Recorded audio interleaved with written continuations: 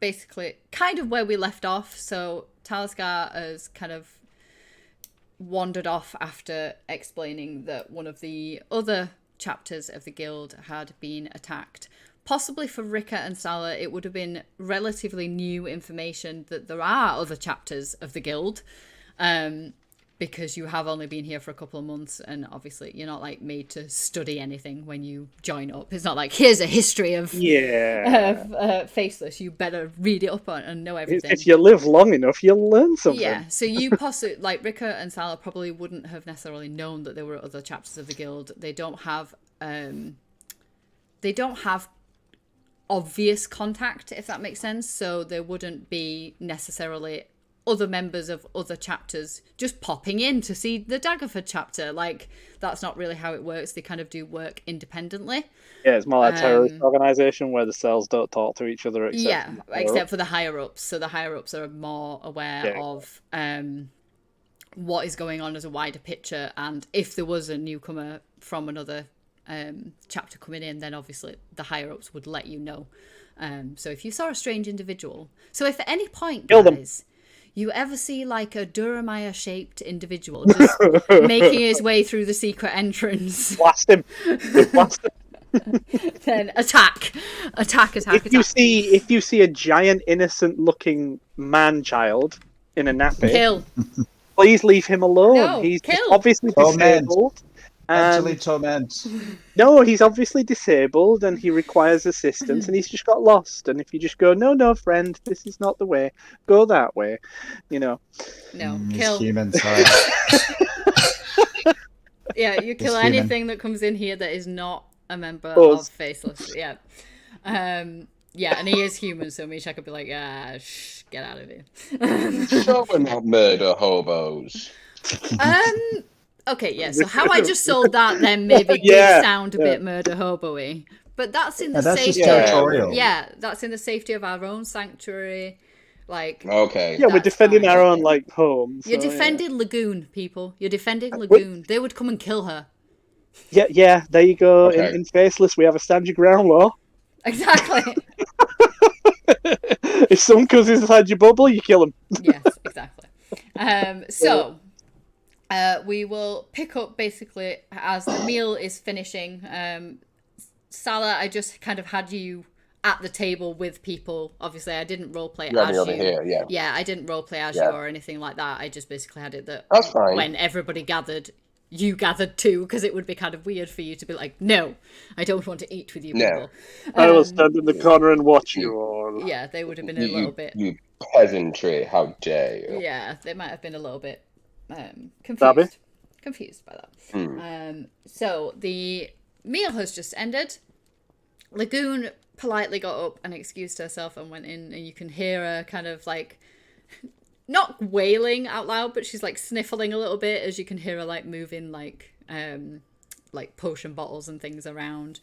Thorgrim, you can hear huffing and puffing still in the kitchen, even though he's done his job now. He's now having to clean up, which is even more of an annoyance to him. So you can hear more like grumbling and everything. But everybody that's been here a long time would be absolutely used to this. This is just anytime you're in the dining area, you can pretty much hear Thorgrim either complaining that he's having to prepare food or bring food out or clear food up, or like he's just constantly moaning. Talisker got up and left visibly like emotional, not a scared emotion, but like there was obviously a lot playing on her mind, and she got up and left the rest of you to it. So you guys can take it from there. If you wanted to go and find her, you can. If you want to just wander around and roleplay, you can. We have no rules. Go for it. Go. Well, so Salazar, sorry man, do you want to go first, Dex? Sorry, no, I was just getting it quickly out of the way and just like saying he's just going to have a nap. So he's just going to be like laid on this sofa here in a vegetative state.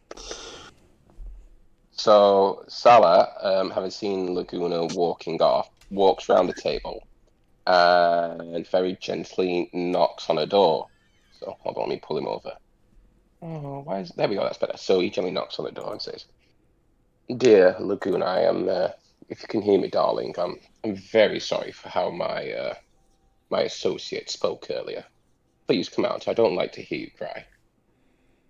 So you can kind of hear like a little bit more sniffling as like Lagoon kind of makes her way over to the door, opens it, and she's just like, obviously she's been like sniffling. She's not been like crying to the point where like you can tell her eyes are puffy and she's like, it's not quite that. She's just like a little bit like, oh, hello, Salah.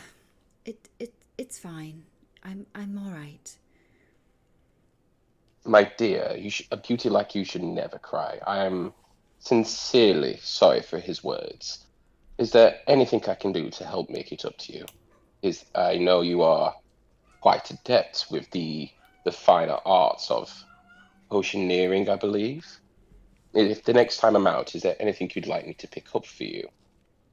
Oh, and she kind of like looks around the room as if she's like, oh, do I need anything? Like, she's like, I'll have a check and I'll leave a list, if that's all right.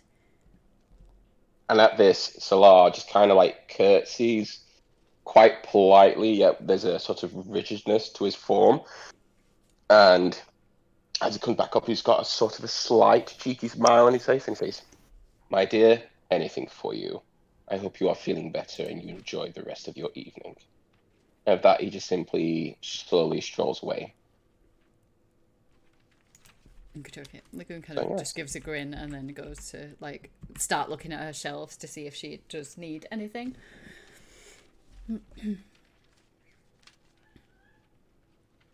What is Mishak up to? I don't know. Shall we come back to Mishak? Please. What is Vic up to? I think so. We know that the portal's been. Is the portal been closed, or in the process of closing the portal? They're in the process of closing the portal. Yes, the portal is obviously over here. This shiny thing here. I can't see where you're pinging. Sorry, Lynn. Am I too zoomed in? You might be too zoomed in. I don't know. You might not be able to, can you see this? Oh, room? I can see it. Yep, you can see it. Yeah. I can see it. So that's the portal. So they were in the process of closing the portals so that the attacked guild isn't linked to our guild. Attacked chapter isn't linked to our chapter, just for safety's sake, pretty much. So Taxis is in there kind of trying to sort that out.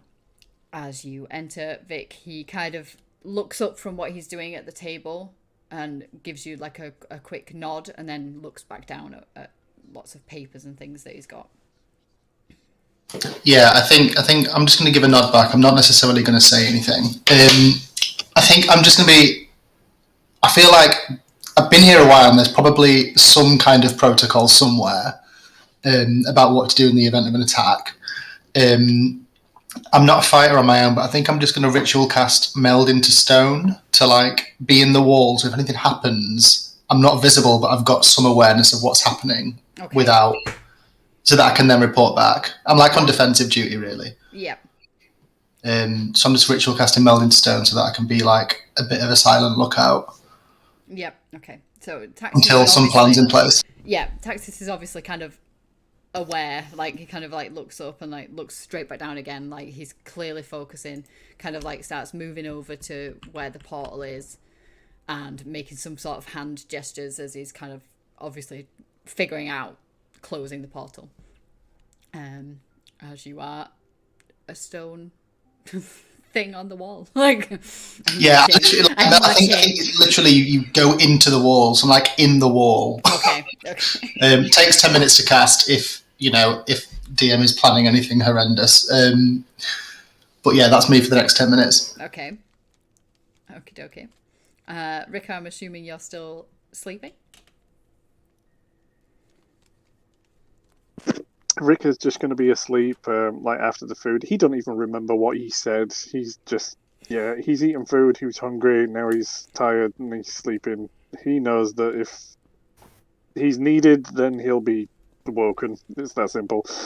Okay. He eats when he needs to and sleeps when he can because he knows that in between like in his experience, he could be called upon in a moment's notice, and then all of a sudden be sent away on some mission or something. He gets that general impression, and it's like he was back in the army, and he's like, "Yeah, so I'm going to eat and sleep whenever I can, so I'm ready just in case."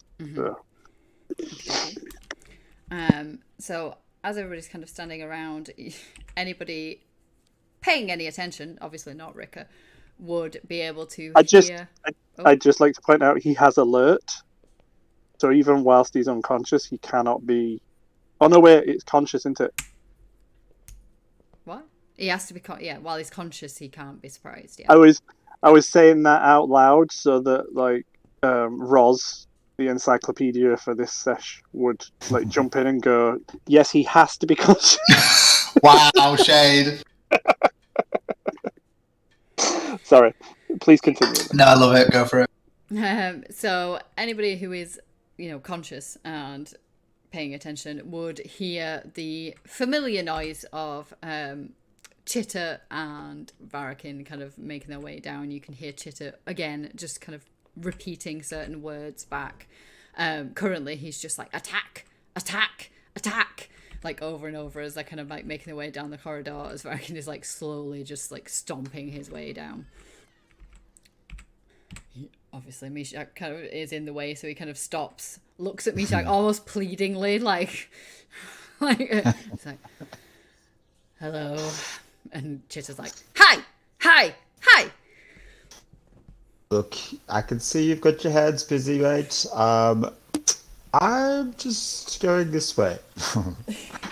It freaks me out. So I'm just like, nope. And he kind of just like carries on making his way towards the dining room with Chitter following him closely behind. As he kind of approaches Salah, he like stops a little bit, kind of stands up to his full height. Bear in mind, Salah's relatively new to the guild, so Varakin hasn't really sussed him out quite yet. And he's like, hello. And Chitter's like, hi, hi, hi. Solar tries to put on his most disarming smile, and he simply turns to the fine gentleman and says, "Pleasure to meet you this evening. Are you enjoying yourselves?" Varakin just like stares, like kind of like motions his eyes towards Chitter and is like, yes, I'm having a great time. And then just sighs and starts to like move past you. As Chitter kind of is almost like it's his pet, is just like following him everywhere. Chitter kind of like cocks his head a little bit to like watch you and then scurries past you. As he watches them walk past, Solar simply takes a stance where he walks further down and he puts both of his hands behind his back, almost in a sort of an attempt at a refined gesture of walking, and he sees the creatures on the corridor, and he's still taking in because he's so new to the place, and there's a sort of sharpness to his eyes that blaze something a bit darker. Okay. Varakin immediately starts heading into the kitchen, and you can hear him loudly like, is there any more food? And Thorgrim immediately starts like, more food!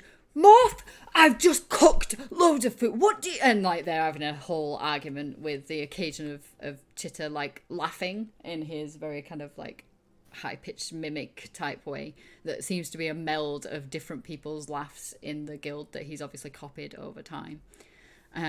Mishak, as you're kind of making your way away from Varakin and Chitter as fast as you can, you spot Taliskar, who's kind of coming down the stairs. She's got some papers in her hand, but as soon as she kind of spots you, she like gives you like not like a sad smile, like she's like smiles at you, but you can tell still that there's a lot playing on her mind, and she like waves the piece of paper in her hand kind of up to the air, and she's like, I have a job for you. And then starts heading towards the main room, which you guys would know is usually where you get given your contracts.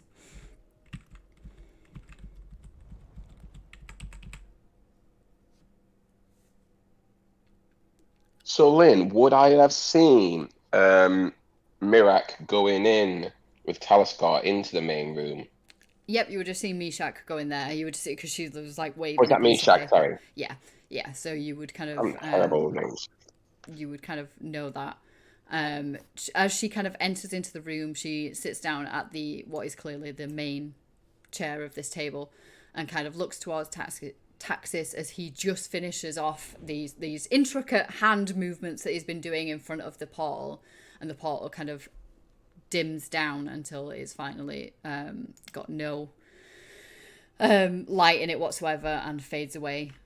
As she kind of looks to him, she's like, "If you'll get the others, please, brother." And he nods and starts heading off. As he walks past the wall, he kind of just knocks on the wall next to where Vic kind of went into it, like knocks on it and then moves past.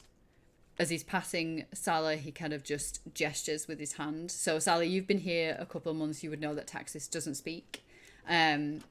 He very rarely speaks. He prefers silence, so he does a lot of his motion, like a lot of his communications with motions and things like that. So he kind of motions to you to go into the room and then heads off down the corridor to get Rika. Steps Just in. before he leaves, Taxis. Oh, sorry. Go on. Oh no, go on, sir. All I was going to simply say is because Salar has picked up that he doesn't actually talk, he simply smiles and nods his head gently as he walks in as a sort of a nod, as sort of appreciation for his approach of silence or lack of use of words. Okie yeah. I'm trying to get Salar to be quite perceptive. So Taxis kind of makes his way, like looks around the room, sees Rika laid on the couch, and picks up one end of the couch and tips it so that Rika falls onto the floor. As Rika falls, he immediately so it's. If someone was watching, they'd be actually quite amazed. So he tips him and he falls, and he's just like, before that, he's just like, and then he comes in, tips him like that, and in 5 seconds flat, he's got a shotgun pointing at the thing that's tipped the sofa, and he's like, "Oh, what the hell was that for? What's going on?" As you kind of point the shotgun at Taxis, he does not flinch. He like kind of just raises an eyebrow and then grins, and you can see that he's got like fangs and things, and he's like smiling and then gestures to like come with him. He does like a come hither kind of gesture with his hand and starts walking off. Right. I'm on my way, you toothy bastard. Let's go. So it puts his shotgun away and he follows him in. I was having a nice dream. What the hell is going on? What? Oh, That is shit. the kitchen. Wrong room. I've only just woken up. Oh shit. As you go in there, like Thorgrim is still ranting at Varikin, who Varikin is like just pretty much ignoring him. He's like opening pans and things to see if there's leftovers. Like keeps like grabbing at anything that he can possibly see. Thorgrim's not happy about that. Thorgrim's kind of like got like a ladle and is like hitting like Varikin's hand away from everything that he tries to reach for. So yeah, as like Rika finally stumbles in, he's just like walking in. And he's like, "Goddamn fucking bird! Jesus Christ! By all the gods, what the hell? Oh, Talisker, sorry, I was sleeping. What's going on?" Yeah, Vic hobbles out of the wall. The wall. Yeah, Talisker sees Vic kind of come out of the wall and like tilts her head a little bit and then just shakes it like, yeah, okay, like that's fine. Rika's eyebrows just raise and he's like slightly concerned, but he's like, what the fucking hell is that? What's going on here? All right, okay, it's just him. It's okay. So unfazed by all the attention.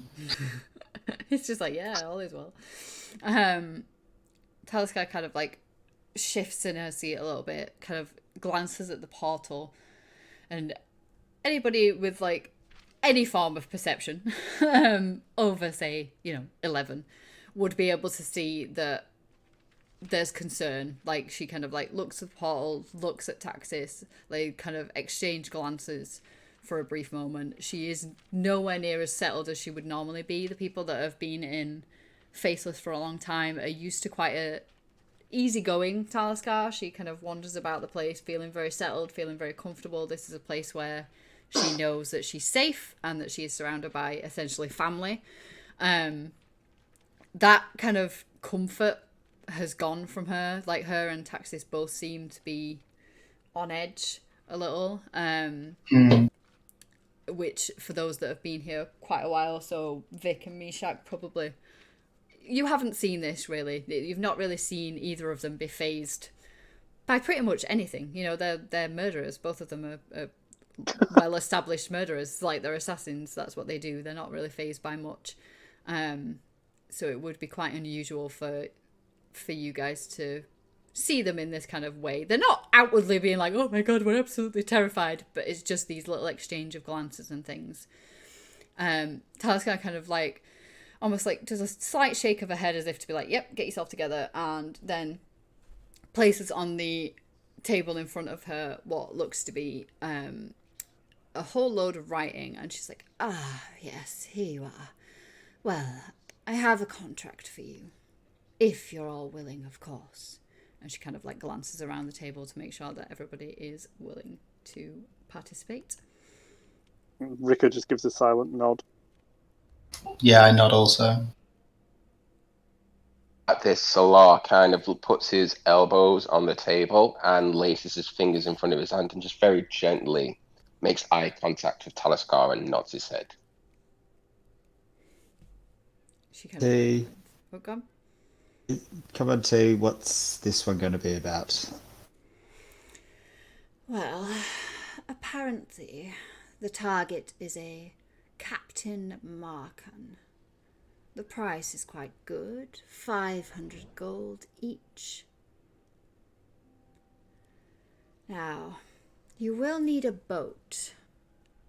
And she kind of like looks towards Taxis, who kind of like is making notes as he's like, and he like nods, and she's like, which of course my brother will source for you.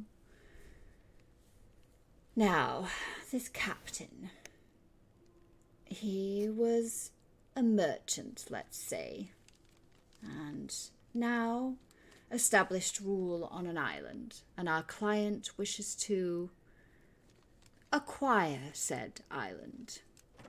It is your job to get rid of Captain Marcan, in whichever way you see fit. And obviously she does like a bit of a grin, knowing that, you know, you're likely to kill him.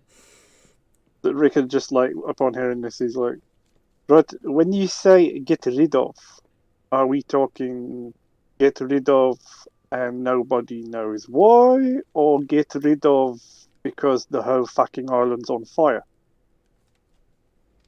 Which would you prefer?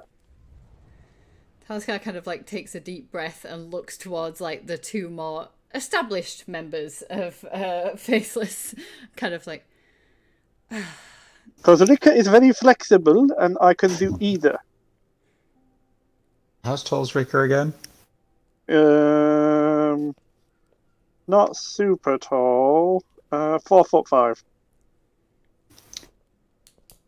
But quite tall for a dwarf. Yep. Quite tall for a dwarf. Well, you're not listening. Well, you're not listening, short stuff. Your mission is to remove so that the client can have access to the island. If the whole thing's on fire, who's that benefiting? Well, fire gets put out, my friend. You know? Have you ever heard of something called rain? And at this, Salar kind of... Sorry. At this, Salar kind of is... Yeah, Salar's kind of like a fire guy, so he kind of like opens his hand and like doesn't cast, but holds like a small flame in his hand, and he says, "Fire is quite beautiful in its own way. It purifies the land after a great fire. But I agree, if the client wishes to have said island and maybe keep the combustion to a minimum, yes?" Oh hell, if this is supposed to be like a quiet op, then that's fine. I thought we could just lay waste to the island, burn everything off, and then the client could come in and just take possession of said island. But if you need just one individual removed, Rika can do this too. Quietly, in the night, and he just does a knife, like thumb across the neck sort of thing. No worries, no witnesses, all done. Salar turns to Talaskar and he says, "May not be a prudent question, because you may re-answer this very shortly, but would it be possible for us to have a map of the said island? Accomplishing the mission may be slightly easier if we know the layout of the area." And she kind of like looks through the papers she's got and she's like, I do not have... Well, the island is small and the captain is located in a fort. A well-guarded fort, I have to say. I don't have a map of that, unfortunately. The client was not able to gain access, let's say. But Fort? How old is this? Sorry, go on. But I'm sure my group will have no problems gaining access. Oh, of course not, my lady. It was just, it's all in the spirit of the fun, isn't it? You know, Well, we're going to... Sorry, go on. No, go on. no, you were talking first. All I could say is it's all in the spirit of the fun, isn't it, my lady? It'd be almost too easy, wouldn't it, if it was just a glaringly large fort? It's almost like the Captain Merchant is somewhat of a child in the head. Never mind. Well, depending on whereabouts this fort is, I might have a few friends in the local area that can tell me a rough layout of the inside, possibly. I don't know. Depends where it is. I am sure, my friend, that we will. With the island, I imagine being quite small, the fort will be rather glaringly obtuse, and I'm sure we fine upstanding gentlemen will handle it with great ease, won't we?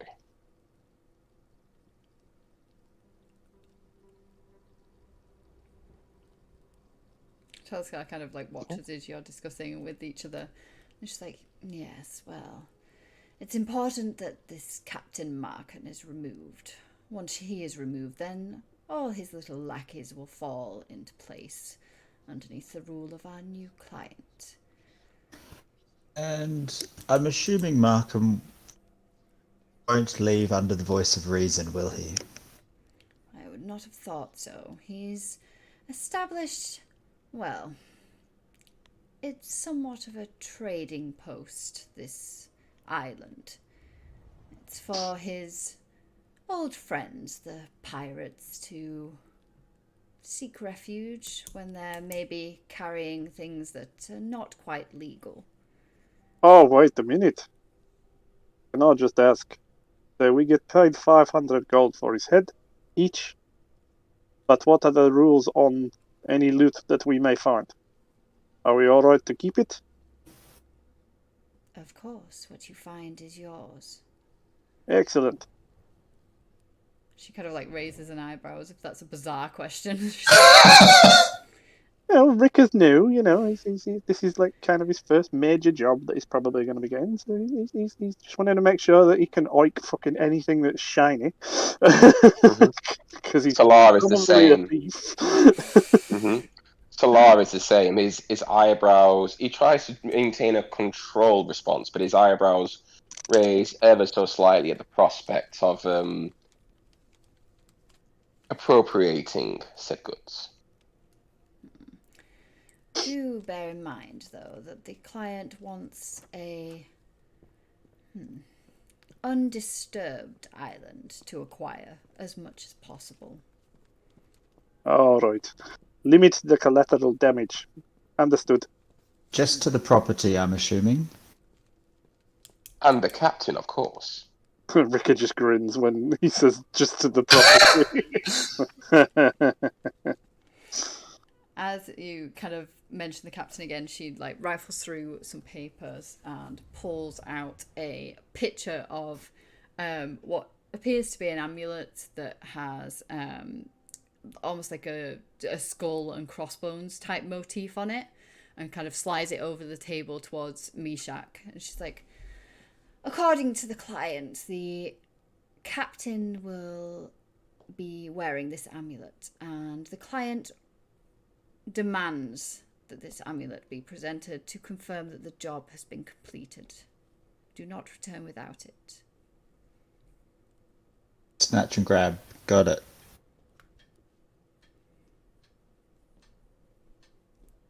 Oh, if that's everything, then, my fine friends, shall we prepare for our walkabout into the great unknown?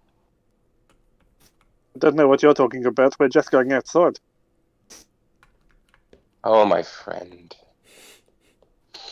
At this, Salar stands, and he slightly bows to Taliskar and Taxis, and he says, "Thank you for the mission. We will, I'm sure we will do our very best to satisfy the client's request." Like, Taliskar kind of nods as Taxis makes his way around to Meshach and hands him a piece of paper and some gold. A small amount of gold. How much gold? He has handed you... Assuming this is to pay for our passage. Bribes and search and passage. Yeah, I would imagine so. He has handed you about 20 gold pieces.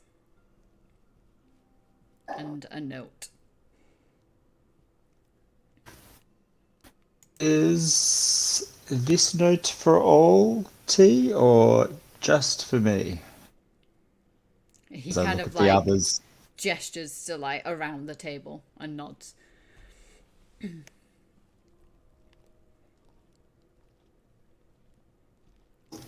I'll flip the note open and have a look. Yep, so the note basically says, travel to Waterdeep. There you will find a rowboat, which you can take to the island, and gives you a very rough map of where the island is in location to Waterdeep. I'd just like to point out I've changed my mind. Rick is 4'2". Okay. You put that in my notes. It's important, Ross. It's important. You're small. Is that about a clock high or? It's Yeah, like it's just 100%. it's roughly about the same as a clack actually. Yeah, he's a clack guy. It's a clock high. We did say we're going to use clack as a measurement of height as well as distance and We loudness. did. Yep. It's Yeah. just a measurement of everything, yeah. Yeah. Just a clack. It's a clack of a clack, really. Yeah. Can I have 2 clacks, please? It's gonna get like Smurfs, isn't it? It's just like clack clack. Yeah, clack. I want to clack Clack. this and clack that, and don't forget to Anyway. clack a 20. You know. So Excuse your clack. Exactly. So having kind of gestured to everybody, and then Meshach kind of reading the note, Taxis kind of like nods again and makes his way back over and sits kind of next to Taliskar at the table. Taliskar kind of like looks up at everybody, gives them kind of again a half-hearted smile. It's just like, if that's all, do you require anything else? Rico just quietly shakes his head with a bit of a smile. Salar also. Sorry, go on. Vic was just saying no. No. Nothing in depth. No. Salar's definitely more well, not going to say nuanced, but convoluted. Yes, he's more convoluted. And he just stands and he says, "As you will, my lady," and moves away from the table. And just as he leaves the room, he turns around to look at the others and see what they're up to. Don't worry, T. Vic and I'll help the new highbrow over here and Short Stump get this job done. Taliskar kind of grins a little bit more heartfelt now, and kind of looks towards Meshach and says, as always, if you wish to take a member of the guild, then you are welcome to include any of them you wish." As Rick is like lighting his pipe, he's like, "Yeah, right, short stuff. Yeah, we'll see, fella. Is there any of the guild that can swim real good?" Well, Lagoon can swim, but she will not leave the guild. Alright, I'll rephrase the question. Can any of the guild swim real good that are stabby? That's Yeah. stubby.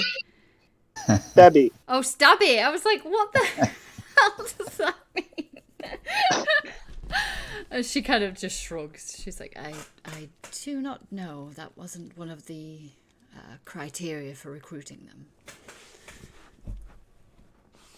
Well, I got an idea. We take the rowboat, we tip someone over the side, they swim around the other side, or all around the island, find a weak entry point, and then we're in.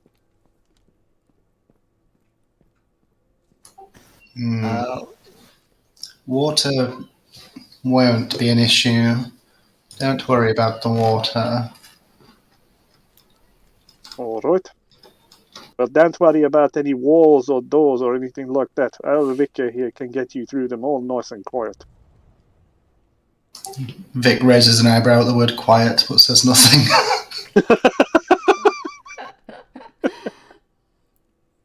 Oh, see, okay, he can, walk through walls. So, Amazing.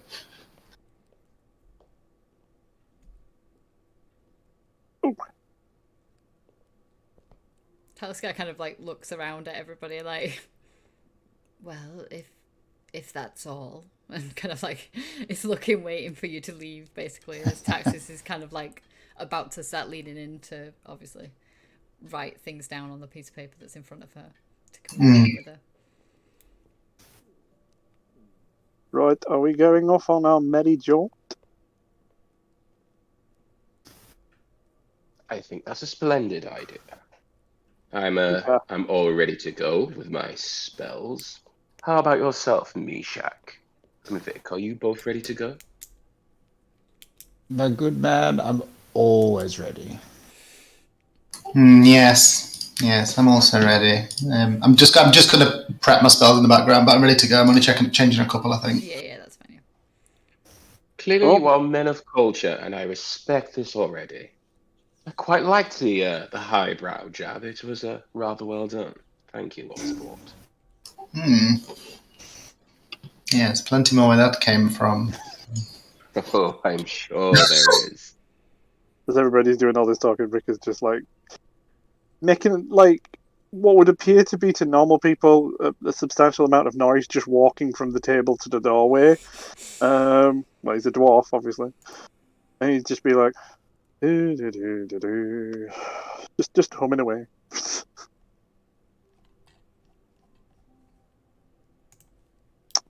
Yep. So I think- as you are leaving,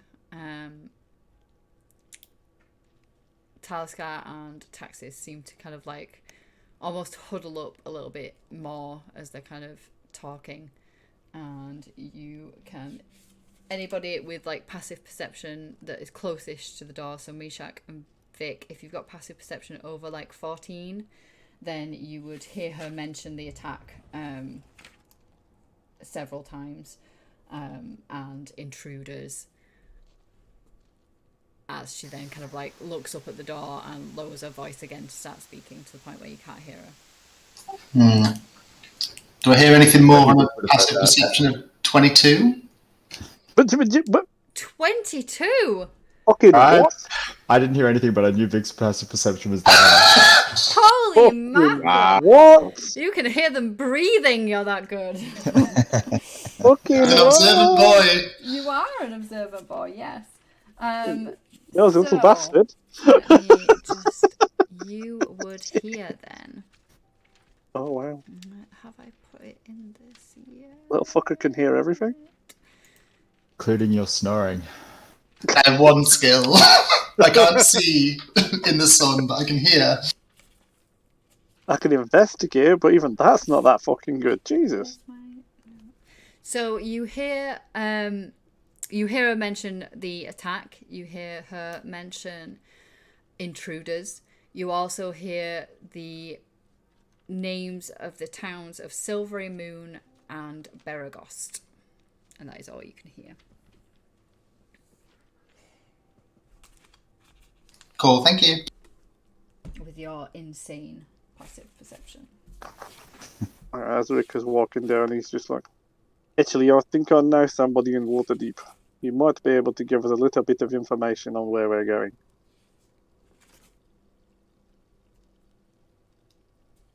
Is your friend as brash as you?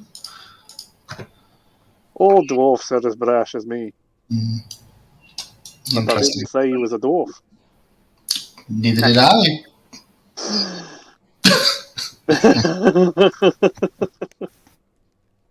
Where am I going from here, Lynn? Am I going up or? Yep, so you go up. So if you're not planning on taking any member of the guild with you, then you can go up. Obviously, there are some members down here. I will drag you. Do you want to take anyone? I don't know. I mean, first time out. I don't know. Part of me thinks let's see if we can handle this. Yeah, I let's was sort of order the leaning new that way guy. as well. You know, Cool, 5 I'm minutes down. later, we're walking down the corridor covered in blood. Not ours, though. Probably not. No. Hopefully not. What we do in the shadows. Fucking hell, that program is amazing. Oh, Yep, so you've moved now. You're up on the middle. Sorry about that. Can you hear me? Yeah. Yeah. Oh, what's happened to the thing? Balls. 2 seconds. I literally thought he was in character then, turning around and going, "Oh my god, what's happened to my furry balls?" Given the way he's spoken so far, I'm going to say no. Yeah, but I immediately assumed that it wasn't the case, but it still sounded like that. It sounded a bit. I'm going deaf, so. It sounded a bit Farkasy. When you did that voice, and it was very like low and growly. I was like, wait, what? Farkas has rocked up? See if that works now. Hold on a minute. If Farkas has rocked up, that means we can kill him because he's an intruder. What's going on? Nuts. This doesn't bode well.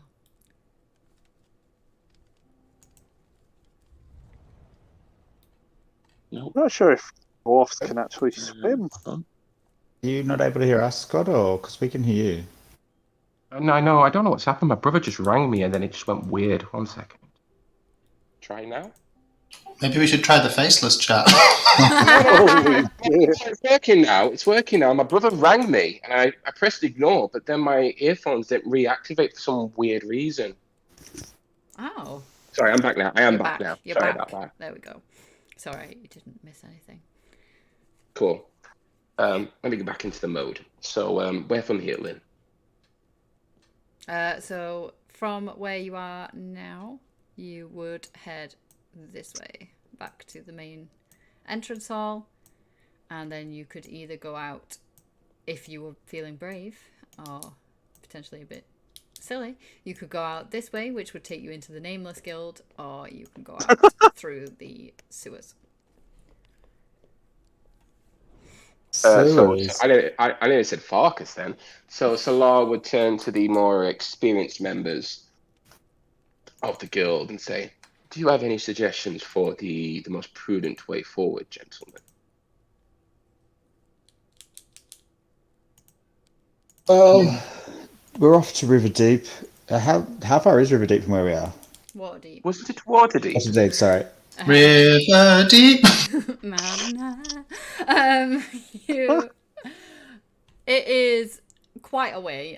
Let me tell you how long the travel time would be, because I have a thing for that. She has a thing. I have a thing. Calculator. No, I Is it a don't big have a thing? calculator. It's a lost thing at the minute. I can't find it. Oh.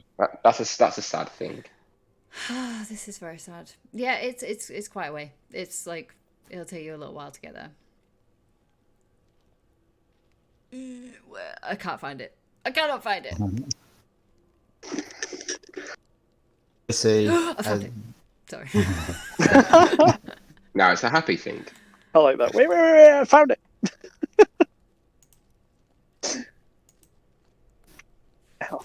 I think for this one, Good friend, we are going to need a vehicle to get us through. Yes, so to travel on foot, if you were walking fast, it would take you about 3.5 days. If you were walking slow, because you had a dwarf with short legs, Hey, it would fuck you. take you 6 days. That's some seriously good Fucking, calculating. fucking 6 days just because I'm like fucking 2 foot short. That's bullshit. Yeah, I'm with you, Dex. I'm fully with you. I say Vic's pretty short as well, isn't he? Oh, yeah. Yeah, Vic's like 2 feet tall. Vic's just Oh, he's got a you bad need leg. to carry him. You're going to need to carry him. Quick though. He's quick. He's like obviously I'm assuming more slender than a dwarf. He's Yeah, very but he is old. 80 with a bad leg. Give him something. He's really a stick. However, if you wanted to travel by dragon, it'd take you a day. Oh yeah, I like Ooh. the dragon. Sound, I speak Draconic. Let's go. Yeah. Bear in Find yourself a mind, dragon. I can speak Draconic and I get proficiency on charm with dragons. So Ooh. Just gotta I find can yourself a dragon. kind of speak dragon. yeah. I have a pointy dagger and a shotgun. Anyway, Anyway. which way are you leaving? Like an Acme translator. Uh, As usual, probably out via the sewer to be more discreet. Yeah. Right, let's go. I want a dragon all of a sudden. Well, Oh, I meant to ask both Scott and Dex which option did they go for? Did they go the faceless dagger or the scowl hood thing? Oh, I can't remember. Oh, what I actually can went remember. for. I can't remember either. Yeah, I know there we Vic go. went with the They went dagger for as well. neither. it may Cat. be in my inventory because I think I added it straight away. Yes, me too. Let me check. Let me check my inventory. No, Rations, tinderbox, I did not add it straight away. Is it in my fort, backpack? whip, backpack. Nothing in my backpack. Did I not add it? I'll I be can't very remember. disappointed. Lynn, what was the bonuses on each item? I do apologise for having to ask. I'm sure. Here it's you go in- for. Hang on. Hang on, let me find it. The There's Fang that, has yeah. 4 charges. There's Fang. Yeah. Fear spell, 1d6 poison damage, 1d4 necrotic damage, and a curse, which is like a wild magic curse table, but it's not wild magic. It's all cool things. And the cowl gives you a +2 to stealth, as well as giving you advantage on any stealth checks. Yeah, I think I will go with the cowl, given the I fact think I went for the cowl. Yeah, I'm a fine. clack. So Yeah, so the cowl is basically a hood with a built-in mask that looks like the Faceless logo. is it in the items? Can I add it through the If item? you have ticked homebrew on, then you should be able to just search for cowl of the Faceless, and it should be able to add it. If not, for now, just remember that you have a +2 to your stealth. I'll try to remember, or I will try and remember for you until we can add it. I'll tell you what, I'll write it down now so I won't forget. Added. Cowl of the Faceless. Added it. Okay. I just have to say, please wait a minute, because I want to see the stealth go up by 2. Okay. It didn't go up by 2. Do you have disadvantage on stealth? Nope. Yeah, I do, but it's at 3, and so I imagined it would still go up to 5, because 3 is at disadvantage. You have to attune to it. Oh yeah, you need to attune, yeah. Well, shit. I am going to assume that you would have attuned Yeah. to it, because obviously you would have had it from the point of joining. Yeah, there we are. Yeah, it's Faces. sorted now, so it's +5. So now you are aware, but it's obviously only while you're wearing it. So you are now wearing He would always wear it. a mask of Faceless. So, you know, while you talk to people, it might be a little bit unnerving for them. He When wouldn't you have got- rock up and you're like, oh, hello. I'll be like, Oh, Lynn, like we're going to let him do the talking. Yeah, I was just gonna say, Between like Sal and I think we're going to be the faces. yeah, Yeah, I'm just so- gonna be the muscle. Let's let's be real. Dragonborn Yeah. and a half elf are going to clearly be the faces of the party. Yep. In fact, I I'm mean, not. doesn't I'm go not going to harm. be the muscle. I'm not going to be the muscle. I'm actually going to be the problem solver. Oh, Oh, you Yeah. should have stopped this problem. Woo. big. I'm getting into Okay. character. Fucking Yes, claws are out tonight, aren't they? No bad. So, I'm getting into character. No shit. you Who's down? are leaving via the, well, I say sewer entrance. Bitchy You're not subway. actually going Yeah. into a sewer. It is a grate that you drop down into, which is then a tunneled out stone tunnel, and you climb your way up to a grate just outside the building. So you're not actually going into the sewers. It's not gross because Talscar would Oh, not good. be dealing with that kind of. She would not nastiness want on us her traipsing shoes. shit into her Yeah. into her Yeah, home. she Yeah, doesn't. She doesn't. She's not about that. So you would then find yourselves. That is not those characters. About here. My Roll20 is being so weird today. I don't know what's wrong with it. It won't let me like drag things. It keeps being like, no, you can't move the players on their map. is Nameless next Wednesday? No, Nameless is always end of the month. It. Nameless is payday. Nameless is Also, Endo I'm the just going to month. nicely remind you. Endo the month. I'm just going to nicely remind you that I am recording Faceless. And Oh, we wow. are moving on. Amazing. Just a nice reminder there. So, Welcome to session 1. yeah. Welcome, guys. Let's just hope we don't have a fucking bridge. That's all I'm gonna say. Well, little do you know. No. Oh shit. So you kind of emerge out of behind basically what is like bushes and things like that that allow you to emerge unnoticed onto a relatively boring, pretty empty street in Daggerford. You are now stood directly outside what would be the Nameless building here. Very dark. Is it? Yeah, and I'm a No. dwarf. What's the dwarf got to do with it? You have vision. I can see in the dark. You have vision and night vision, so you should be able to see. It's all black. If you scrolled to the wrong part of the map, No, I scrolled back and I saw all the map, and it's just all black. I'm literally moving your character and I can see it lighting up. I promise I won't be making this up. I can't see anything. Can everybody else see? I can see. I can Yes. screen. Yeah. got on the cart waiting. I'll see about a reload. Hold I've on. got a cart as well. Let's reload. See if it helps.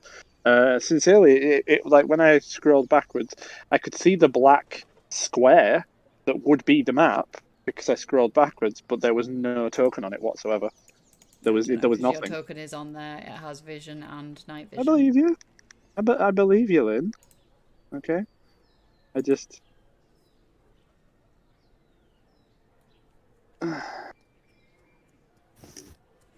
But if I can't see something, I can't see something. I'm not gonna.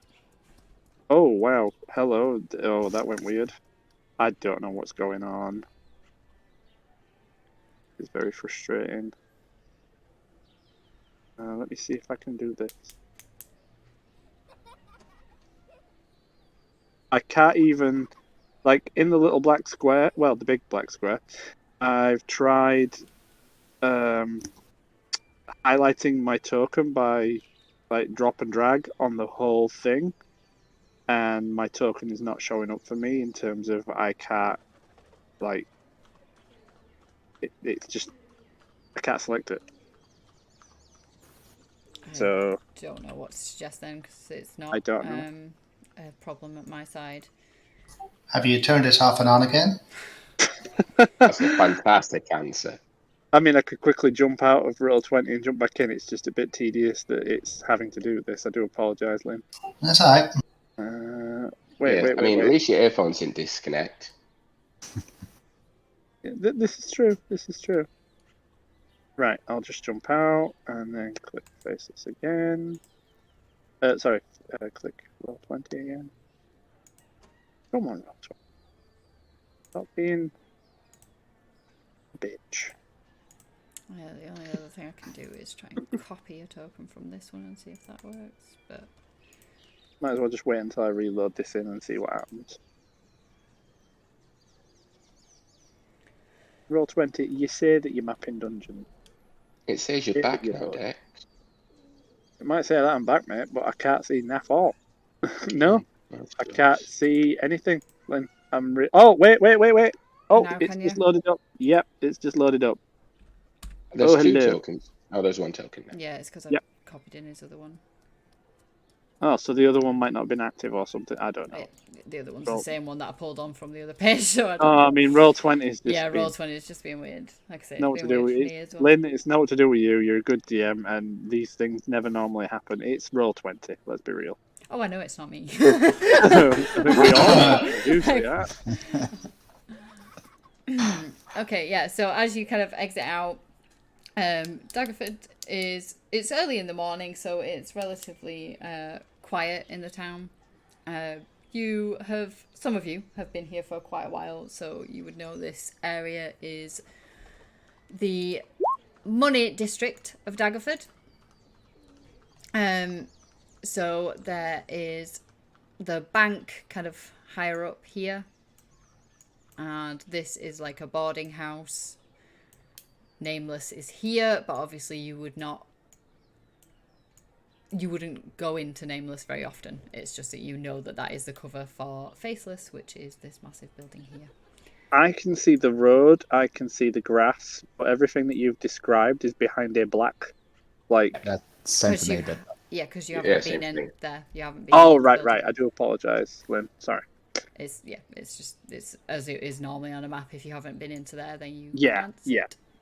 I'm stupid. I forgot. I apologise. You're not stupid, you're special. As you exit, you can see that there is a horse and cart kind of waiting outside for you. As you get there, it was probably arranged by Talisker. and Yeah. with the cart, how long will it take us to get there? So with the cart, it would probably half the time. So you would be And a half. Day and a half, yeah. You'd be looking at like Yeah. a day and a half, yeah. Okay. It's this man's lucky day. Why is it his lucky day? I don't want to know. I don't want to know actually. No murder hobo.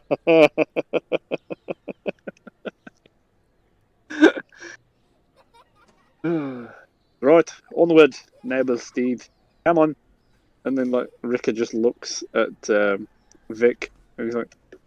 He's like kicking his heels into the horse's stomach, but obviously because he's a dwarf, he's like got no... Like, the horse just doesn't give a shit. I'm getting serious So- Gimli vibes here. Yeah, and he's Yeah, looking big at Gimli Vic, and vibes. he's just like, Vic, how the fuck do you make these things move? It's just, what the hell is going on? Onward, driver. Saying towards Rika. Yeah. Apparently, I'm not the driver. He doesn't want to listen to me. Can I As, stroke the horses and try and get them to move? Mm-hmm. Yeah, roll me animal handling. Oh, shit. Then roll for damage. Nice! Wow. Yeah. So Oh, you shit. just gently like tap the horse with your heel and it immediately starts moving for you, Vic. It's just like, yeah, off we go. I'm still sat there bouncing my crotch up and down, kicking my heels into its stomach, and it's just not doing fuck all. Yeah. As you're kind of like doing that, it kind of takes the hint from the other horse that you're meant to start moving and like Yeah. like begins moving along. Right, there we go. Rick has got it fucking moving. Let's go. At this, Salar kind of chips in and he says to Mishak, "Is there any sherry on this wagon, old sport?" I usually don't drink before a mission, so I wouldn't know. I think Sky usually keeps the travel vehicles fairly tidy. Never mind. I guess I can always enjoy a light tipple with Laguna afterwards. Let me try and persuade the rather beautiful young lady later on. Never mind. Carry on, drivers. At this, Salar just kind of like just waves his hand at the two on the horses, trying to like just get them to carry on as they were. Vic is doing absolutely nothing and just letting the horses. Yeah, it's just like, yeah, off we go. Ricker just gestures to Vic. He's like, the lovely little prince, isn't he? There's some interesting characters on mission today. Why you? What? Hold on a minute, little one. Why are you looking at me like that? I mean, the horses are new. I didn't say it was you. Right. Let's focus. Eyes front. Eyes front. All right. Let's not crash. Sometimes silence is the best travel companion, don't you think? Rick is just like sat there with his arms crossed. He's just like puffing on his pipe. He's like, just listening. He's like, all right, okay, yeah, fuck you. Point made. Okay, so you Shit. Sorry, Dad. You know what I mean. I love you, mate. It's fine. having halved the expected travel time, you I assume, would you stop over somewhere, or would you just try and get there as fast as you can? It's like a day and a bit.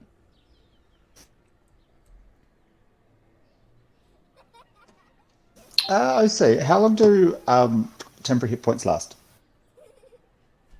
Like, if you have a long rest, do they disappear?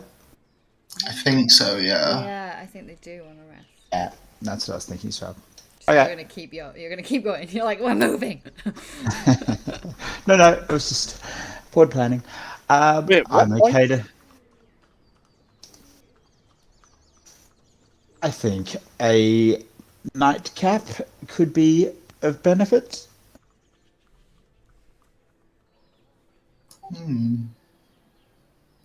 Well, Yeah. Rick, there's like some grabbing a sleep, or don't mind stopping over on the way. Yeah, so the journey from Daggerford to Waterdeep, you are taking main roads. Obviously, Daggerford is it's not a massive town, but it's a well-established little trading town, and Waterdeep is humongous. So the well-travelled roads. So if you wanted to stop over, there would be several kind of inns on the way if you wanted to stay over, or if you wanted to camp out, you could pull off to the side of the road and obviously go into the tree line or anything like that if you wanted to, or you could just carry on and get to Waterdeep and rest there. It is up to you guys. I'm not sure about you fellas, but they do certainly not camp unless in the worst possible circumstances. I would certainly agree with you, my good sir. That's life is far too short to not enjoy its pleasures and its trivialities. Let's find a rather nice accommodation for the evening. Maybe there will be some gentle company to keep us entertained, perhaps. I thought we already had gentle company. I don't see anyone gentle, but sure, I guess. Rico was looking at Sala. And Salar, this kind of like flickers his fingers again, and you're starting to get the impression that he likes a lot playing with fire. And he gets like this very small fireball dancing along his fingertips, and he just looks at he looks at Rick and he says, "My friend, there are many kinds of gentle," and then just snaps the fireball away from his fingers.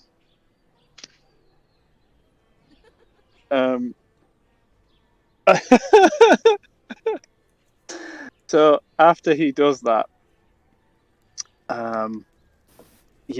Ricker just does the exact same thing, but lights his pipe, then faces forward. Like this, Salar can't help but at least chuckle a little bit. He says, "You know what, little man? I think you're starting to grow on me. Bit like a fungus." That's funny. I've not grown in many years. I could do with the extra few inches. I'm sure you could do with all the inches you could get, my good man. Anyway, so are you stopping at an inn, or are you heading to the deep and sleeping there? Yeah, I think an inn, right? Yeah. Yes, an inn, yes. Yep. Okay. Sweet Jesus. Always more trouble. Water deep. Too many people. How many, just out of curiosity, how many inns are there along the way, just in case, like, I don't know, one or two get burnt down? Hang on. I'm asking because of the pyrotechnic prince in the back there. Asking for a friend. Yeah, I'm asking for a friend. There are 5 I will inns. have you know, there is no such thing as a pyromaniac, only a pyro enthusiast. Okay. Anyway, so as you're kind of traveling along the road, you kind of see a few other people, like in carts and things, making their way past you. It's clearly a well-travelled road. Having travelled for most of the day, you then can see up ahead that there is an inn called the Withered Rose that seems to be quite lively. I don't have a map for this, so we're doing theatre of the mind, people. Sounds good to me.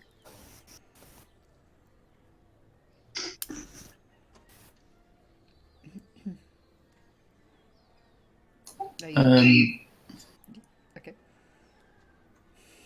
I'll deal with. But the voice has gone. I'll deal with the horses. You guys set up shop.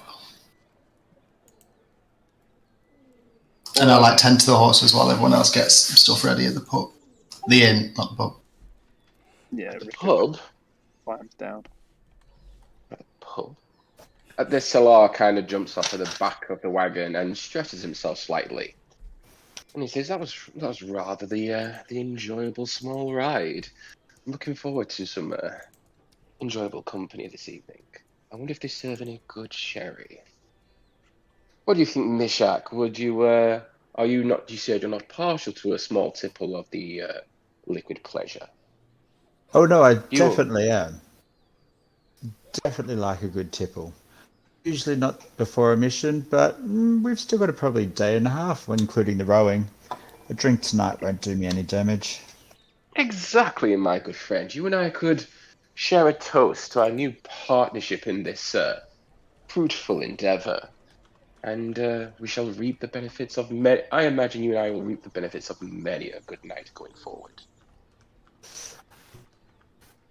I think we might see eye to eye on quite a few things. As you guys are saying this, Ricker just walks past Mishak. He just taps Mishak on the ass and he just goes, I think the prince likes you. And then carries on walking. Oh, short stuff. It's okay. Jealousy is very unbecoming of you. At this, he simply turns back to Mishak and he says, we do acquire some strange folks in this business, don't we? But I guess at least it makes it more interesting, doesn't it? Should have seen some of the few that haven't survived this long.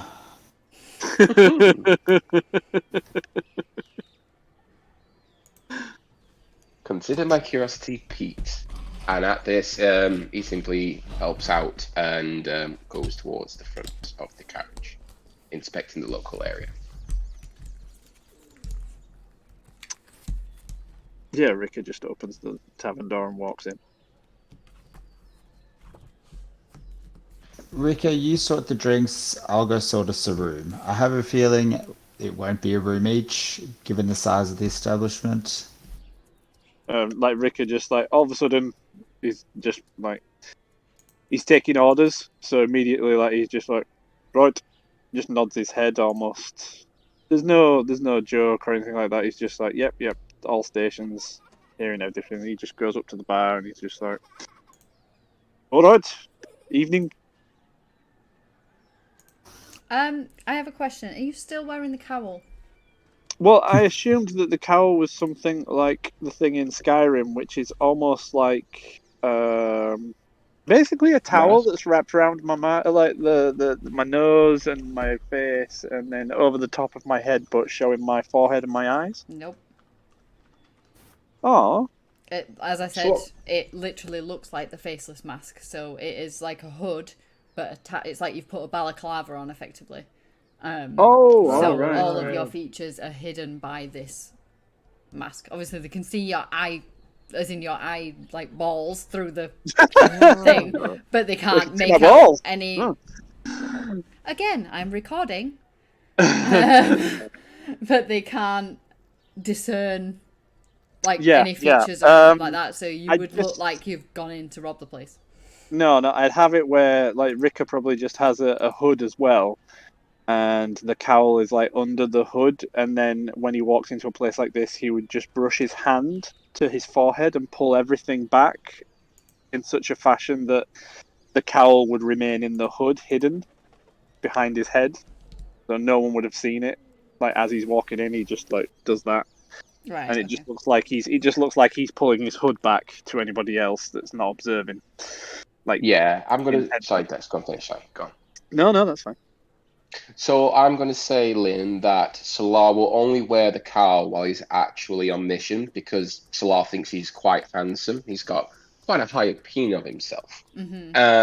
So he will only wear the cowl when they are actually properly on mission. So for now, this evening, Salar will not be wearing the cowl. So I have just unequipped it. Is that okay? Yep, that's absolutely fine. Okie dokie. So as you kind of make your way into this inn, it looks quite run down. It's quite busy, but it looks quite run down. But behind the bar, as you approach, there seems to be a very out of place looking dwarf who is dressed very formally. Bear in mind that this is quite a run down inn. As you kind of make your way towards him, he lights up with a smile and he's like, "Ah, customers! Hello!" You all right, friend? Do you have rooms and drink? And he kind of like looks around and then looks back and gives you a grin and he's like, "Well, we are a tavern." All right. What do you have to drink?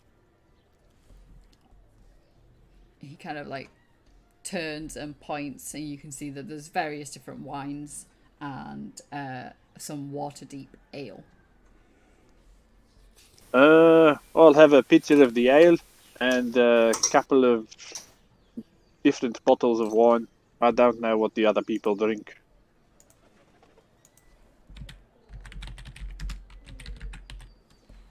He starts getting the ale for you and then he's like, Um, "Just any wine?" Yeah, wine is wine. It makes me it tastes nice. It goes down well. It's right. We'll be sat over there, and I'm just assuming that there is a big table available to be sat down at. Yep. As Salar hears the dwarf just say, "Wine is wine," it's like, if it isn't Barbera, then I will be most displeased. The dwarf kind of just smiles, slaps down a couple of bottles of fine wine, and obviously has passed the ale the mug of ale towards Ricker, and he's like, that'll be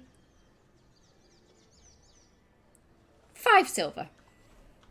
Yep, so Ricker just pays him, and then when he pays him in Dwarfish, he just speaks to him, and he just like gestures to his clothes and his outfit, so he gives him 5 silver, and he's just like, what's with the get-up? Why are you dressed so, like, formally?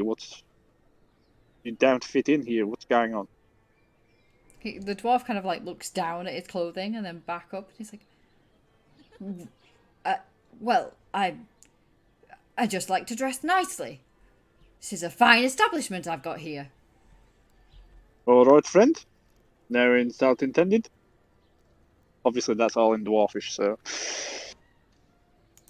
This Salar can't help himself and just immediately picks up one of the bottles of fine wine, and he claps Ricker on the shoulder and says, "You are a good sport, aren't you?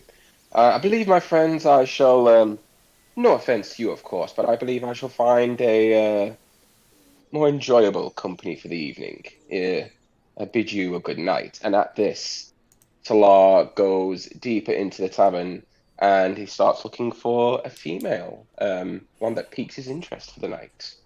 Ricker just responds by lifting his pitcher of ale and just tilting his head and just starts drinking it with a big frothy mustache. Okay, so as you kind of like as Salar makes his way to try and find someone that catches his eye, and Ricker is kind of making his way towards the table, you become aware of the fact that there is a band that seems to be setting up, ready to start playing. As they start playing, they are playing what sounds like quite smooth improvised jazz. And as you listen to the song that they're starting to sing about, it seems to be about an orcish hero who saved a local noble from a fire, and they're very into it. This band, it's like three half elves up there, and they are really, really feeling the music as they're up there. Some people in the bar seem to be like appreciative of it. Others are just kind of rolling their eyes. I'm getting like coin tossing vibes. Are you really? This would particularly pique Salar's interest as he watches the 3 half elves. Dare I ask, Lynn, if any of them are of the female persuasion? I will tell you 1 second. 2 of Scott, them are female. Are you a bard, Scott? Oh no, Salar is a philanthropist of many virtues. Okay, just Not a bard, just horny. yeah. That's what I was going for there, Roz. Thank you so much. He's not a bard, but he's willing to try. Amazing. What are the other 2 doing? Trying to hook the entertainment, I hope. I feel I would probably like to sit with Vic and enjoy watching the new people, how they interact. Okay. Yeah, absolutely. I'll come in after I've got the horses kitted out for the night. Hopefully, like, I'm assuming we're near a fire. I'll be like as close to, like, the seat closest to the fire. But yeah, I think just observing these new boys the boys is how I think Vic sees them, the boys. Just masquerading around the inn for the night. Oh, Vic is just like... Sorry, Rick is... he's just sat there drinking. He's not being outlandish. No, outlandish or mutton-headed. He's just sat there having a drink. Okay. So yeah, 2 of the half elves are female. At that That's the note, creepiest. Like... It fucking was. He should be a bard. I'm just throwing it out there. So at this, Salar picks Okay, so for my imagination's island, is one of them more fair-haired, or is one of them a redhead in particular? Um, sure. There's one that's a redhead. Yes. Perfect. I feel So like it's Salah, just like this is creepy, but yeah, go on. it's the role play, Lynn. It's the role play. Promise. So Salah would make his way over to the red-headed half elf, and he would, as a token of trying to catch her attention, he would move his fingers towards the fire, and he would pull the flame over his fingers, and he stands before the red-headed half elf and says, "My lady, you ignite such a fire in me burns with intensity. May I have the pleasure of this dance?" Uh, she kind of is playing her instrument on stage, so it kind of like looks down at him and raises an eyebrow as she continues to play her feathered, sparkly accordion that she has in her hand. And she Can I kind of, try charming her or persuading her? sure, yeah, roll I'm going to try for persuasion. persuasion. I'm going for persuasion. And watch this be a nat one. That'll be just my luck. And that's not going to be good enough, is it? No, no. She kind of, being that, she's part of this band who are clearly very unique and probably have quite a lot of fans. She is kind of used to people coming up to the stage and trying to get her attention and things. So she just kind of like gives you a smile and then continues with playing as they move on to their next song that, for all you can tell, seems to be about a cow who swapped bodies with the farmer one day. What? Wow. Bet that turned the milk sour. What is everybody else doing? Or are you going to retire for the evening and sleep? Ricker, yeah, he's just going to finish his drink and eventually he won't be interacting with anybody. He's like on his way to a mission, so he's just chilling as and when he can, and he won't be going to bed late. He won't be staying up drinking. So at some point or another, he will just gesture to the others. He'll just be like, "Right, I'm going up to the room. You guys in the morning." Who's sleeping with who? Well, I'm sleeping with me and in a bed. I don't know about you. How many rooms did we get, OC? Yeah, how did the rooms work out? Nobody asked about rooms. I asked if they had them, and I just got a response of no, because like someone said to me, if I do recall, that they were going to check out the room situation while I get the drinks. I know, but then you got to the bar and you said, I'm asking about rooms and beer, so I just let you run with it. But I didn't confirm it. I was just like, okay, do you have rooms available? And they nodded his head. I was like, all right, okay. So when Mishak comes in, he can deal with that situation. I got drinks. Fair enough. While the drinks are going on, I'll be heading over to the manager and be like, good sir, I'm loving your outfit this evening. Wherever did you get that? He kind of like stands up as tall as he possibly can for a dwarf and kind of like straightens himself off and gives you a big genuine smile. And he's like, oh well, there's an amazing tailor in the dock ward in Waterdeep, and I managed to get this attire there. I'm glad you like it. The dock ward, you say? Do you have the name of this tailor? I must visit when we're heading there tomorrow. I can't remember it off the top of my head. I'll let you know in the morning. That would be absolutely amazing, my friend.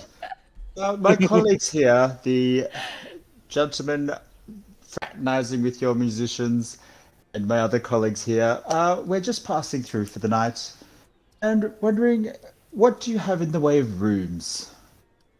Well, yes. We have 2 rooms available at the moment. One's a double and the other is a twin.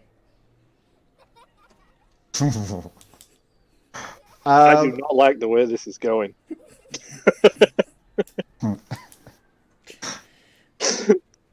I do. And my good sir, we would love to take both those rooms. Oh, fantastic. That'll be 5 silver each. 5 silver each. Excellent, thank you, my good man. And I'll pass him over one of the gold coins that Hal, what's his face? Yep. Access provided. And yes, when we're down in the morning, I would love to hear about the course name you of would. this. Yes, yes, I will try my best to remember. Thank you very much. And then going back to the group, I'll be like, Nick, go with me. and then in Louisiana, I'll be like, we've got a twin. And then go over to Rika and be like, you and sorry, new names. Stella are bunking in together tonight. Right, that's not a thing. I'm not sharing with His Highness. That I'll just sleep on the floor with you guys. I don't give a shit. Come on, let's go.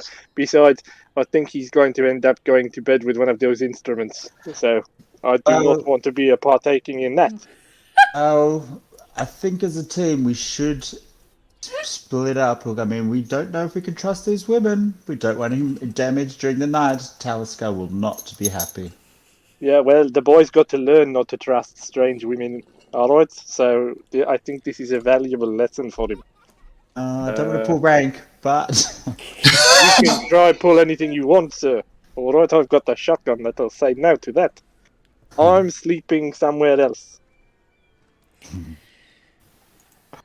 So Salar walks over at this point and he says, "Gentlemen, did that really not take your breath away? Was she not gorgeous? What is everyone talking about over here? Are we discussing the and he kind of looks around trying to be subtle. Are we discussing the intricacies, the eccentricities rather, of our trade? Or something more jovial on the matter?" No, mate, we're talking about you, and you're sleeping in the fucking stable. I mean, I have been compared to a horse in stamina before, but I'm not sure that's entirely appropriate. Right, Mishak, this is not gonna work. No. So he just walks over to the bartender and he's like, in Dwarfish, he's like, "Listen, I don't want to be sleeping in the same room as the dandy over there, alright? Can I sleep in the stable?" Yes, I suppose so. There's no refunds, though. No, it's okay, it's alright. I'll guard it from any bandits trying to steal your horses or whatever. I am not going in the same room as that one tonight. And then he's just gonna walk back over to Mishak and just like he's just gonna be like, "You owe me for this one, fella. I'll go outside. If there's anything going on untoward, I'll hear about it before it gets inside the bar. I'll sleep in the stable." At this, Salar kind of almost gets a little bit remorseful because even though he's still quite new, he wouldn't ever dream of making one of his compatriots sleeping in uncomfortable circumstances. So he puts a gentle hand, on Ricker's shoulder and says, "My friend, you don't need to sleep outside. I have no intention of using that room tonight. You may stay there if you wish." At this, Sala will feel a little tap on his ankle. And Salar will look down. And he'll see a hand axe.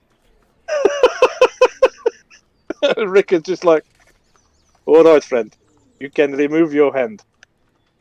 I will sleep outside. It's more prudent if one of us actually keeps watch for a bit anyway." At this, Salar just kind of rolls his eyes and said, "I do detest acts of violence so early in the journey. I'd rather we spar with our tongues rather than with our Right, toys." That's it. I'm going to go to bed in the stable. No one's sparring with my tongue. I'll see you in the morning, Mishak. With that, he just buggers off.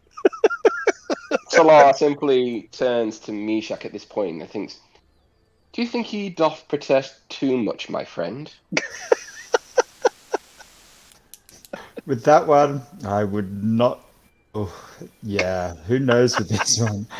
I'm still getting a read on him. He's a bit too new. Indeed. There's nothing wrong with being playful, but I think he's far too stiff upper lip, as it were. I think a fine night with some fine company would see that, I'm going to say little man outright, but maybe that would be a bit unfair. Anyway, I'm going to, at this, Salar kind of almost like rolls his shoulders, like preparing himself like he's getting ready for a fight. He's like, "I'm going to re-engage the enemy. Wish me luck, my good chums." I get it, man. Oh, hang on. Seriously, having rest. As he's leaving, I'll be like, "May the fortune smile upon you tonight," and give him bardic inspiration. Oh Amazing. my god, don't do that. Absolutely amazing. So Lynn, Oh no! Yeah. Lynn. Yes. I know for So Salar at this point has had a drink, Yeah. and he's feeling slightly more playful. Uh-huh. In fact, do you want to let other people have a go first before I do my thing? What's everybody else doing? Oh, I being am as far away totally as sitting from- back to watch this. Of I'm like, course you "Okay, are. more Fucking wine." called it. And like, even though I'm turning up my nose at the drink, I'm like prestidigitating it into tasting something delicious. I'd be like, "Keep these coming, please, good sir." Rick has just gone outside and he's like propped in the stable. He's fine with it. He's not bothered. He's an ex-soldier. He'll sleep anywhere. He's just got his tankard, like his fucking pitcher of ale, his pipe, and he's just going to slowly drift off there and fall asleep. That's it. Okay, what is Vic doing? Roz, Vic's are you on mute. muted? He's blended into the wall, the poor fella. He's had enough. He's like, no, unclean. I'm not watching. Oh, he's gone. He's off. He's Oh, gone. I oh was so impure that I broke him. you've scared him off. Look, yeah. I didn't even get to the fun bit. Oh, good lord.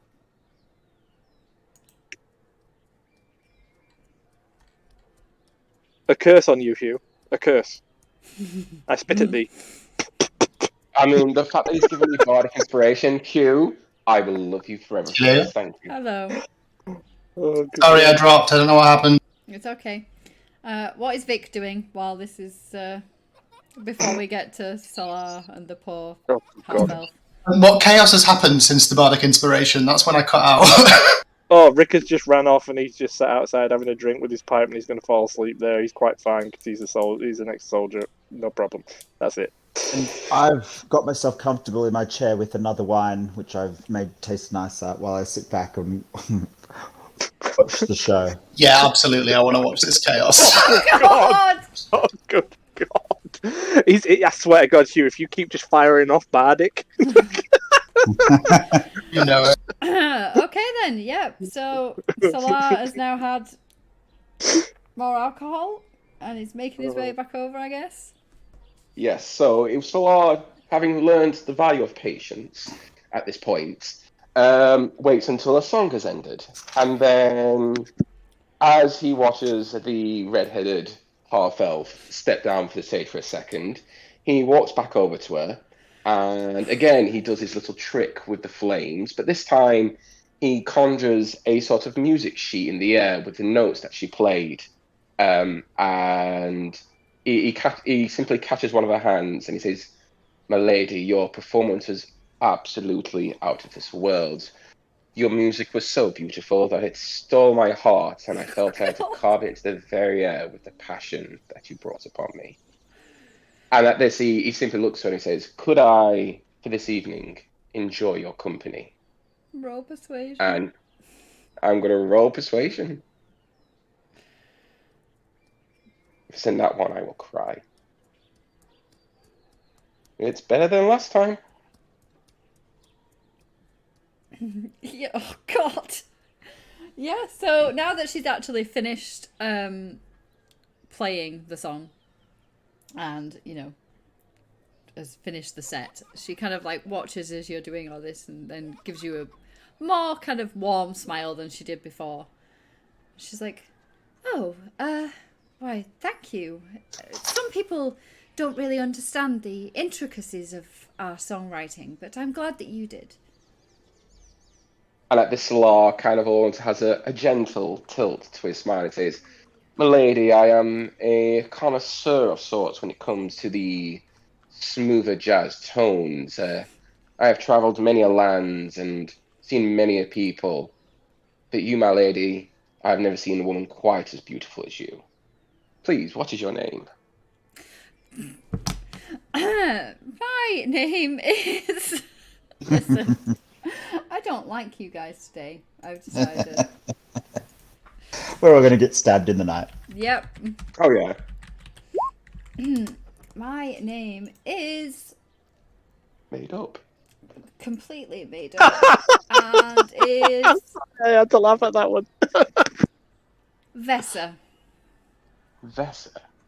And at this, Salar just kind of softens his smile once more, and the whole time while he's talking to Vessa, he is maintaining a strong sort of eye contact, trying to exude a sort of confidence with it.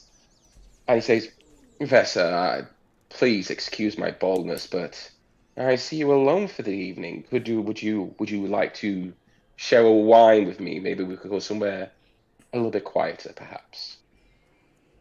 She kind of like blushes and nods her head and is willing to follow you anywhere. I'm not role playing further than that. No, that's fine. That is fine. At this, Salar Fade to black. Fade simply- to black. Yeah, fade to black. At this, Salar simply turns to the other gentleman and raises a glass and walks away with Vessa, a very happy man. Okay. Fade to black. Fade to black. I'm assuming everybody else is willing to then go to their rooms and sleep for the night. Yeah, I would be laughing with Vic and just be like, these guys, I could see myself liking these guys. If he's half as strong on the mission as he is at, well, this, whatever this is, we'll do all right. Okay, so having everybody retired to their rooms and Salah doing whatever the hell he's doing, Having a good time. He's playing Tiddlywinks. Of course. For the purposes of the stream, children, he's playing Tiddlywinks. You pass the night perfectly fine, long rest. It's not Just a the quick question, Lynn. Yes. Do I get the well-rested bonus? If anything, you do less rest. I was Yeah, going to say, you've would got you be less well rested? You've probably got less. Well, it depends how long. That's a very fair point. That's a very Constitution fair set. Yeah, actually, Yeah. roll for Constitution. Let's work Do a this out. con Come on. save and we'll Let's do be a real. con A con save. A con check. It'll be. How am I I gonna know he put might have been this on doing con YouTube? saves all the way All through. the way through, yeah. point. A So, constitution do you roll. want me to roll it? Yeah. Do you want to roll you a Constitution? You say. I shall do that now. I can't believe we're actually doing this. So he gets a 1. It's not a 1. It's not a 1. It's not a 1. Are we saying that's minutes? Seconds? He shoots, he scores. Oh my lord. Wow. Anyway, moving on. Yeah, you probably still get a long rest. It's fine. Oh, good God. A man of many talents, I see.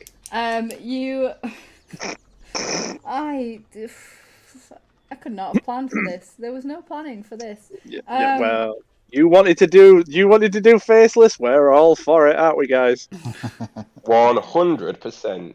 Oh, we know you're 100% in it. So, You spend the night quite. It's not the most comfortable inn that you've ever been to. There's no luxury about it. It's just very basics. Obviously, for Rika, it's extremely basic. Because he's in a stable. Salar would disagree. Oh Lord. But everybody else, you rest pretty well. Wake up relatively early in the morning. You can hear kind of some noise coming up from downstairs. It's clear that there are a few people down there having breakfast. Yeah, Rika would have been up quite early. He would have been inside, like grabbing a. I'm gonna do this now, and I'm probably gonna get punched the next time she sees me. But Rika would be in there having what would be considered a full English breakfast. Oh, good sir. I'm not even kidding. I will probably have to roll a new character now. I'm just saying. Yeah. Full dwarvish. Full It would be dwarvish, dwarvish, indeed. yeah. Yeah. Full dwarvish breakfast. Full dwarvish. Yes, full dwarvish. So Salar would come down the stairs at this point, and his grin is particularly wolfish, I would want to say. And he would rock up to the bar next to Rika, and he would almost jovially tap him on the shoulder. He says, "Good morning, my friend. Isn't it a beautiful morning?" And he looks to the tavern owner and says, "My man, your clothes are exquisite. I need to know your tailor. Where can I find this fantastic establishment that gave you those clothes?" Well, it's funny you should ask that, but your friend asked me that last night, and I can tell you that you can find this at the Fey Folks Finery. The Fey Folks Finery. You are indeed a gentleman of culture. Thank you ever so much. Do you have anything by the way of a black coffee? I felt as though my evening was more strenuous than I had been expecting. God. Ew. Yes, of course. And he serves you up something very similar. And at this, he just enjoys the beverage.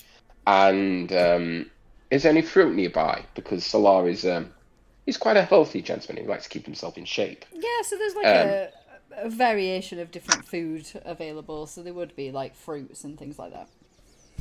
So Salar will be enjoying the fruit with a bit of a variation of black coffee. And he turns to Rick and he says, "How was your evening? Did you have a wild time with the horses, or were you a bit more subdued?"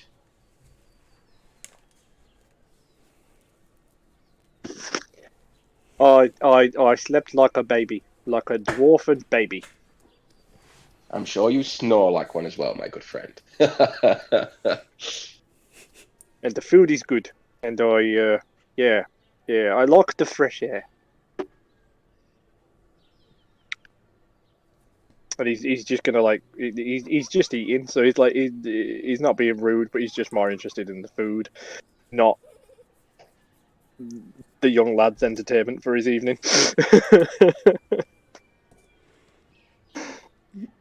Okay, what about the other two? Yeah, I don't think. Oh, go on. Yeah. I was going to say, I'm assuming probably because we were sharing the twin room, we would have just browsed at the same time and be coming down together. Yeah, I was thinking the same. So Salar sees... Sorry, go on. I would say have a bit of a chuckle at the events of the night and to see how everyone is this morning. So upon seeing Mishak, Salar is like, "Ah, my friend, you wouldn't believe I've heard this fantastic establishment that does the finest embroidery.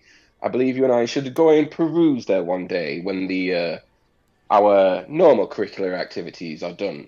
Would you agree, my good man?" Certainly.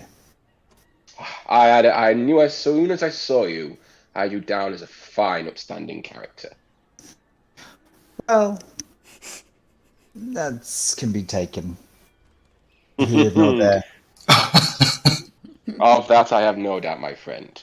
And at this he turns to... Fine. Yeah, loose words. Well, so long as you're not as loose with your tongue, that's the important thing. And then he turns to Vic and he says, "How was your evening? Did you enjoy yourself, or was yours a more subdued one as well, my good chum?" The entertainment was rather good. Ah, Thanks, by the way. well, stick with me long enough, my good man, and you'll get many a repeat rendition. I'm infamous in these parts of the land, so I may have you know. Infamous? That I Infamous do not doubt at all, my little prince. little prince. There's nothing little about me, old sport. Anyway, what's the next task, my good chums? Well, from here, I say we're off to Waterdeep to find ourselves a boat. Whisper, actually, keeping that down. Yes, we need to get going, really. Yes, that sounds about right. I'll go get the horses. I've finished my food. And Ricker just hops off his little buffet there, because he's only a little fella. And then, just toddles out to sort the horses out while he waits outside for you guys. At this, Salah simply turns to Vic and says, "No offense to our dwarven compatriot, but I think you're a finer handler of the beasts than he is." Yes, I think he thinks he has a handle on things, which is something, I guess. I would say borderline adorable in some ways, but each to their own. Yes, I should really make sure. Sorry, go on, Hugh. I think you had the assessment right. I think he thinks.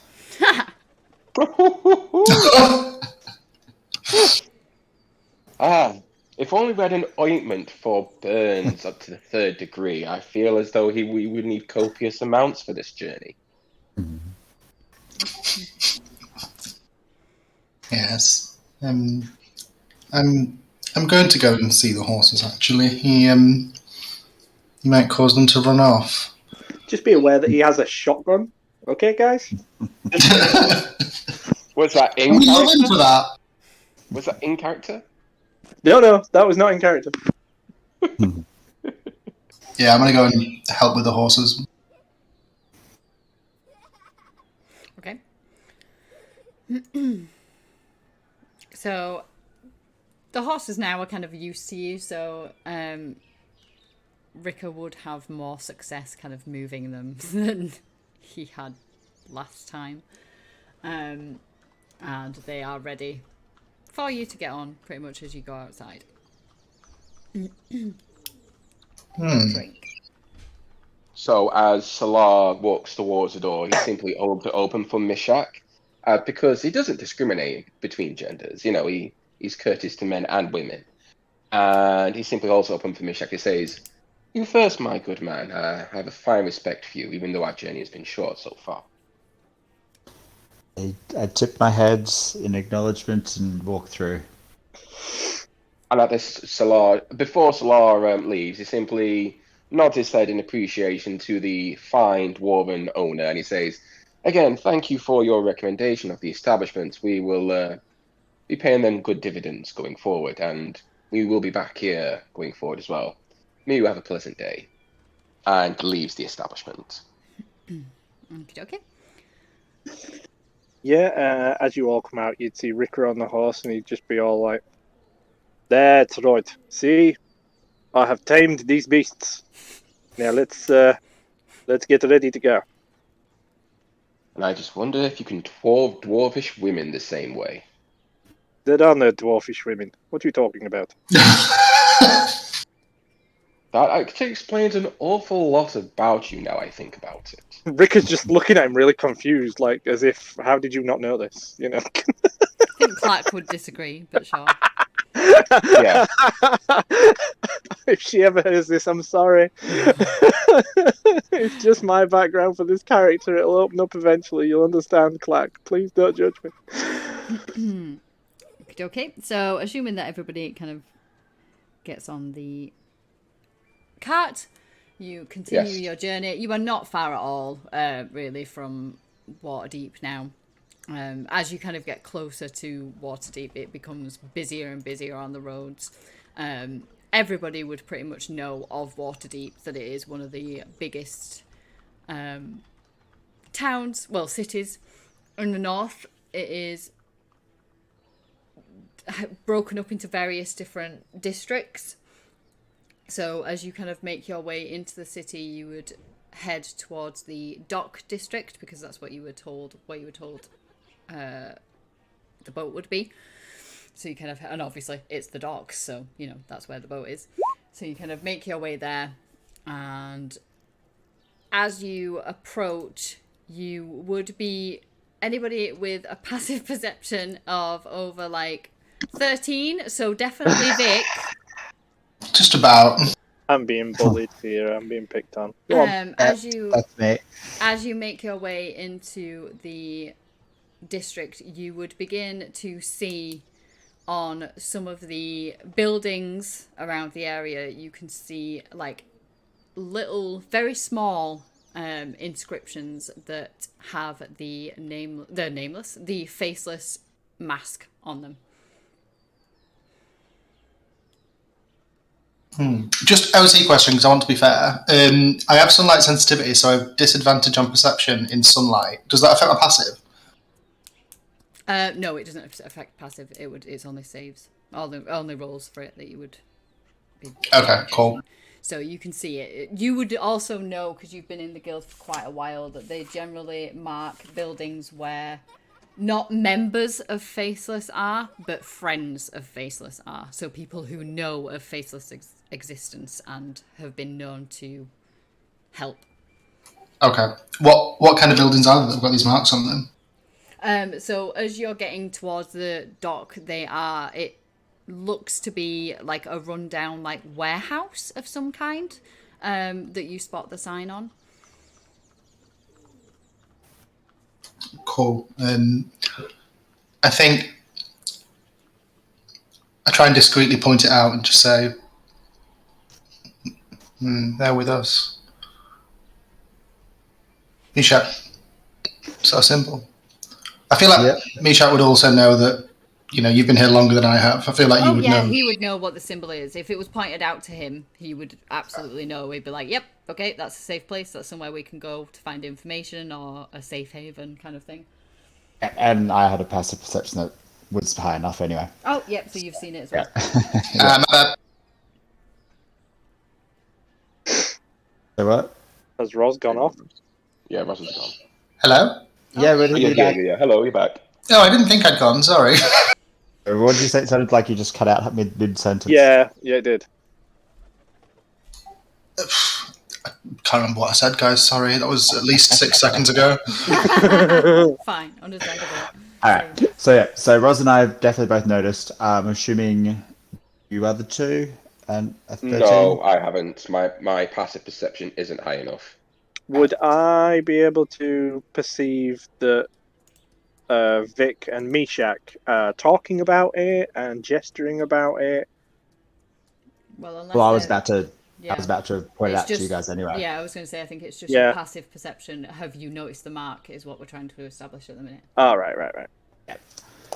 And so seeing that, looking, obviously knowing Vic well enough, know that he would have already recognised it. So back and see the other guys haven't clocked it yet. And so I'll just be like, guys, you're right. It's 3 o'clock, let's say.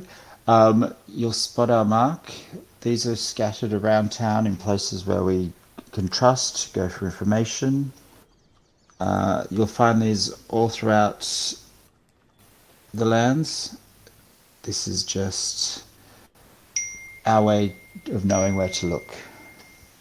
So with that, Rika doesn't actually say anything, but he makes a visible nod with a slight wink and a look at Mishak while he's just, controlling the reins on the horse. Almost like he knows, just shut up, don't say this out loud, but acknowledge.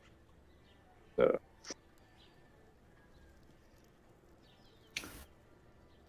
And are you done? Are you done there, Rick? Yep. And Salar would take a very similar approach. He's very much, even though he's a philanthropist of the finer arts, he also knows the valor of discretion. So, as he says, as he's playing, again, he's playing with very small fireball between his fingertips, rolling it around his fingers. and his only outward sign of acknowledgement is making eye contact with both Mishak and Vic. Mishak, sorry, and Vic, and with a slight head tilt, and returns to his idle procrastination, I guess would be the best way to describe it. Guy got laid. What's he procrastinating about?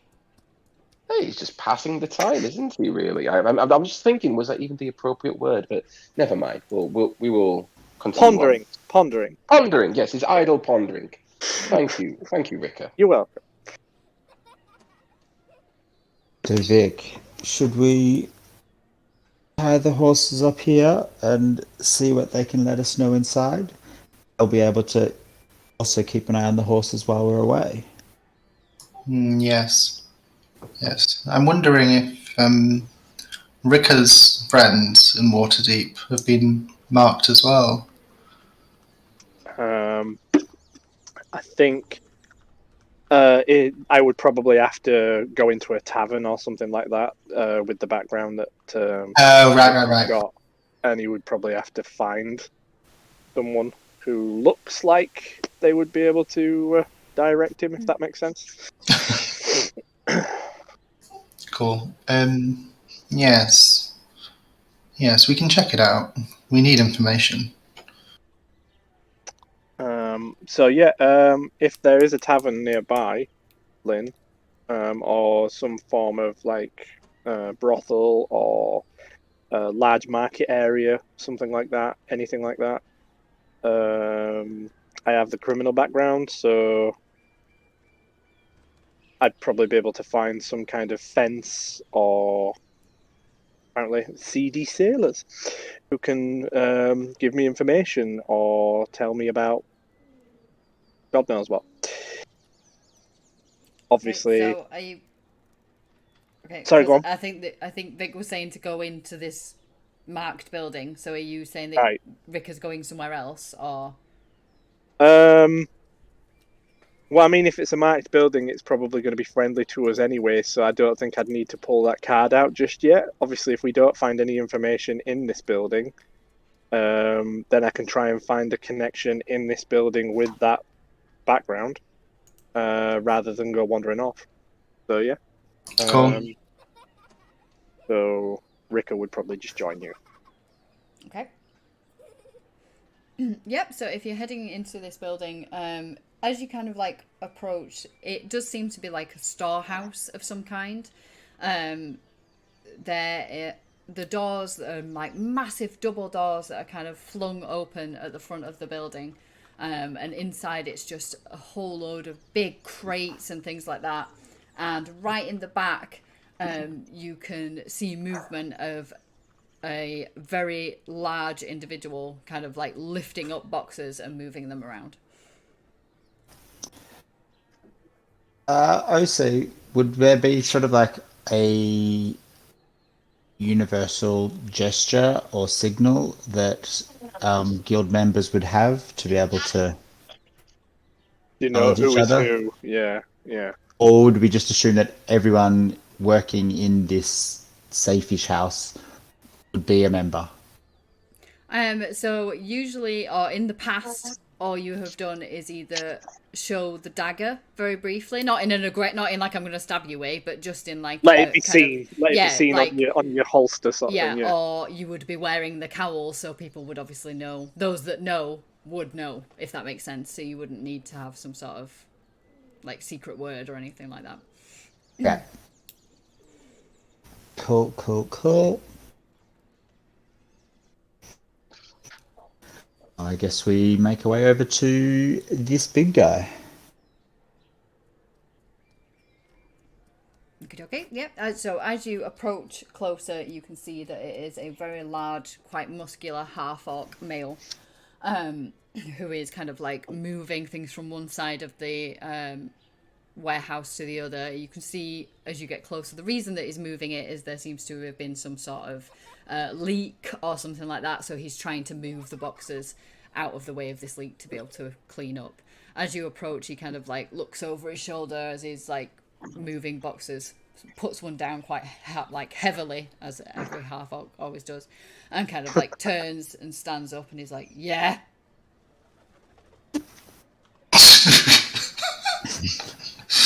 Wow. Good morning, good sir. And I'll sort of move my jacket back to the side, my trench coat, and put my hand on my hip, just like I'm standing, but that displays the Yep. dagger. We've just arrived in town, and we've just wondering if you can recommend somewhere where we can store our horses. As you're kind of talking, the half orc, like initially, he looks quite aggressive, as if you're bothering him, and he's about to possibly knock your teeth down your throat. As soon as you kind of move and reveal the dagger, his stance kind of softens a little bit, not to the point where he's like a little puppy or something, but he kind of like, the immediate aggression kind of ceases, and he's like, "Ah, I see. Are all of you then?" And he like looks at the ones behind you. We are. Ah, fair enough. Yeah, I had note that you would, some of you would be heading here. There's a boat waiting for you in the docks. And you can leave the horses here, I guess. Unless I get hungry. And he gives you a big grin. Before they move... So go on. Oh no, I was just going to say with that, Ricker just like laughs along with him, and he's just like, "Do you have a rough idea of the, how can I put it, the lay of the land?"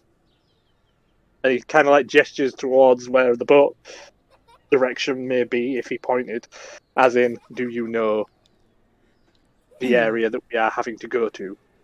So the orc kind of like raises an eyebrow and then like starts walking, like walks past you, walks to the front of the building, and then literally points, and probably like, I don't know, 100 feet or something, not even that, 50 feet or whatever away, is like, "The boat's there." And then he stares, and he's like, I mean, you know where the boat is going to, yes? "The sea?" Ricker just rubs his forehead and turns to Meshach, and he's like, "I don't think he understands what I'm saying, Meshach." I think I understand what's happening, and it's a need-to-know basis. All right, I understand. Nothing, friend, nothing. Thank you. I'm a dwarf. I couldn't see that high. You know, I couldn't see over the little rise there. I couldn't see the boat. Sorry about that. He kind of like turns, drags one of the boxes, like, and puts it in front, and he's like, "Will that help?" Yeah, yes. Thank you, my gigantic muscular friend. A box. How ingenious of you. Thank you. And just for like the point of fact, he just like climbs up onto the box just to look. He's like, "Oh, I see. Yep, I see the boat there. There it is. It's that way. It's that way, Vic. Because I know that you can't see either. You know, because we're short, aren't we? Yeah." And he gets down off the box. So, Salah himself is in quite a good mood this morning. I wonder why. And he notices that our large orcish friend is having some issues. And, like I said, being in such a good mood, he's dying to help. So he simply says to the large fellow, he says, "I see you're having a spot of bother. Is there anything I can do to help you? Is there, you seem to have a bit of a water problem." The orc kind of like looks, and he's like, "A box leaked.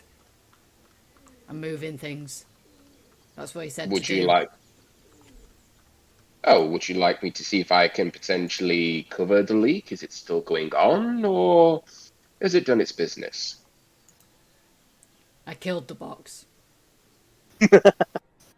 You killed the box. I feel like you and I will become very fast friends. Carry on then, my good chum. And at this, I was going to go say Farkas again. Salar simply just walks back over to Meshach and he says, "What a fine, upstanding gentleman." You have a lot to learn. I am a man of the world, and I am always open to learning new things. You're a man of the tavern, sir. Don't I know it? Anyway, I see. With the boat that I'm assuming we can see it from where we are now that he's pointed out. Mm-hmm. What kind of boat is it? Like, are we... did say rowing boat earlier, Rowboat. and I'm just thinking, are we gonna actually physically have to be rowing this thing out? And then Yep. how far is the journey? So it is a physical rowboat. You will have to be rowing it, and the island will take you about 6 hours to get there. Wow. Okay. Well, I'm just going to point this out, OC, as well. Obviously, I don't think Vic will be able to do much rowing. No offense to him, simply because obviously he is not built for it. Oh yeah, Vic's not rowing. I don't know what you're expecting. I'm expecting him to be stood at the very, very peak of the ship at the front with his walking staff, like Yoda, but stood on Titanic the very style. small part of it. Yeah. Like friggin' Napoleon or something, just staring forward. Like, Yeah. right, it's that way. Yep. I'll be the scout. Yep. I have a perception for it. I don't need to row.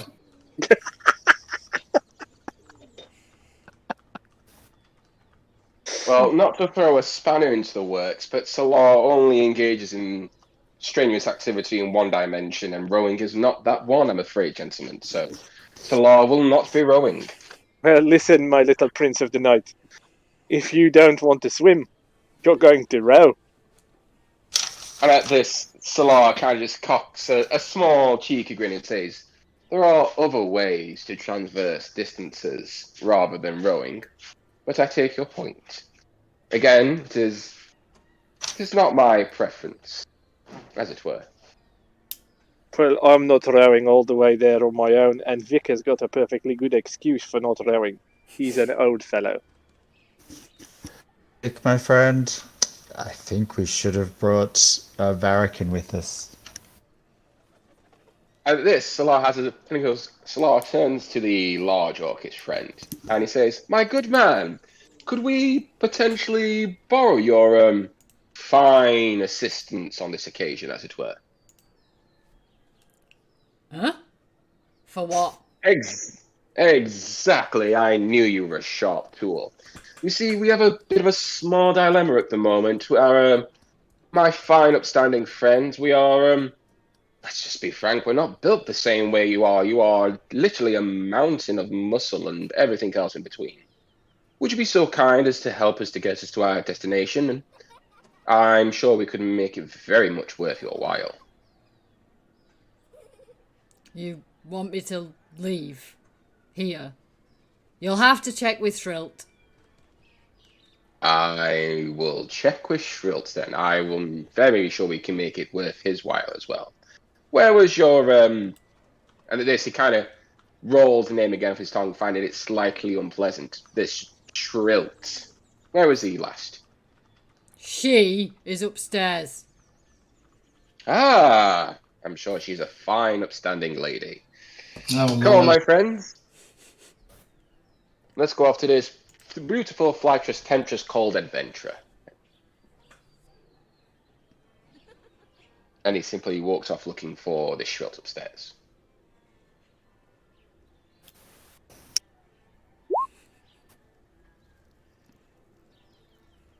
Is anybody following it? Or is he Yeah. just going alone? Yeah. I will be following. Ricker's going to wait downstairs. He's like, he realizes that, right, okay, we're pretty much on mission now, so he's just going to be waiting downstairs, just casually looking around as if he's just messing about or doing something menial. But he's not, he's actually keeping watch. He probably knows he doesn't need to, because the markings on the building mean that this is a safe area, but he's still... he's still new, and he's just like, right, no, I just want to make sure that we're safe. So. Yeah, Vic will also stay downstairs. I think I'm not looking. Can't do the stairs. What? Oh, shade. The shade. Shade.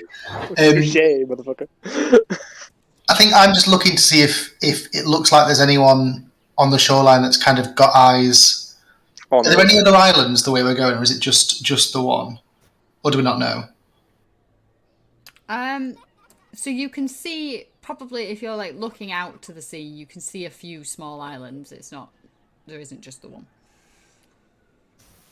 Okay, cool. I'm just going to keep an eye out outside, see if anyone suspicious is about. I'm mindful for quite an odd-looking bunch have just walked into. If someone knows what Faceless is and they see 4 weird-looking people looking into it, I just want to have eyes out on that. Mm-hmm. Okay. Yeah, that's pretty much what I was thinking too. Yep. Okay. So as you guys kind of stay downstairs, the orc kind of like sees you both like looking out of the building, and like he comes and like stands next to you, and he's looking out of the building as well. Like, what are we looking at?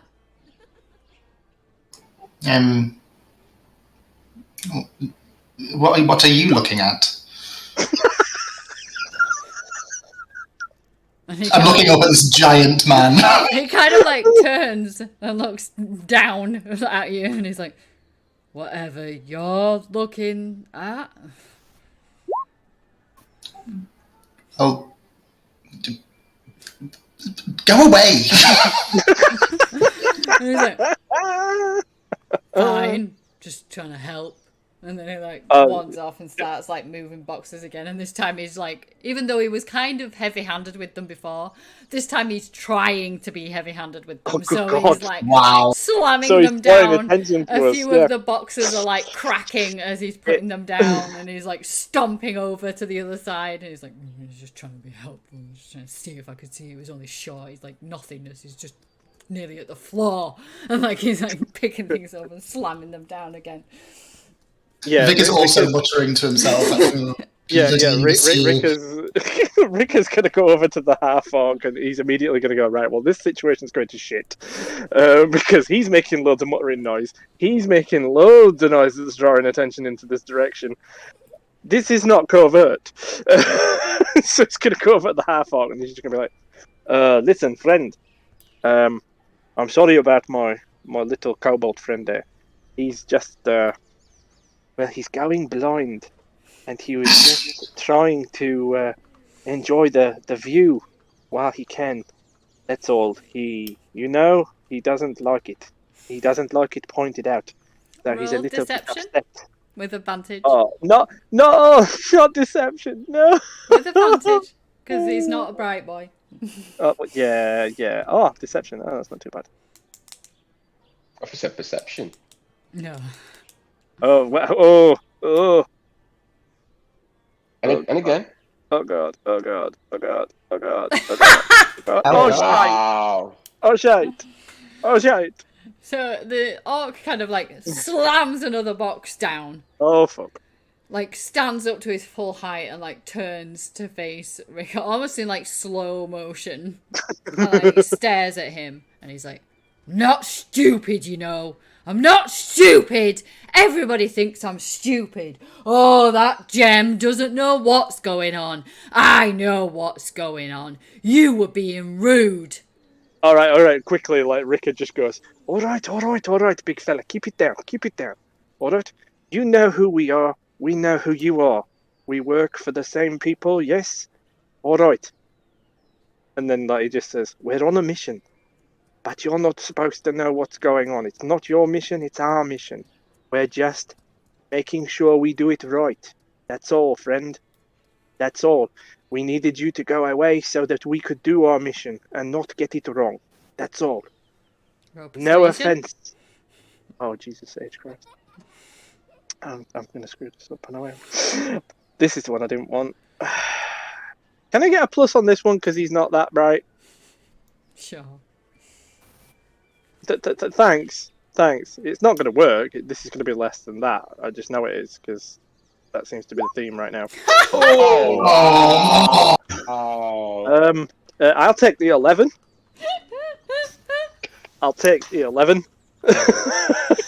Yeah. I'll run with that one. I'll see what I can get with that one. So as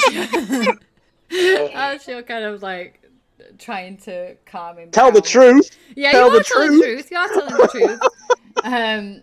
He's kind of like he stops just kind of staring at you now and starts kind of getting on with what he was doing again. but Oh, he God. is still raging. Like, you can see that there's almost steam coming out of his ears, and he's now picking up a box and just throwing it across the room, so it's pretty much shattering on the other side. And Is he inside like the warehouse sort of he's thing? at the back of the warehouse. He's right at the back of Right, the right, warehouse. right, right. Can I just walk away and close the doors? So you're going to walk outside and close the doors? I'm going to shut the fucker in the warehouse, yeah. I am going to lock Okay. it. I'm just going to close the doors carefully and politely.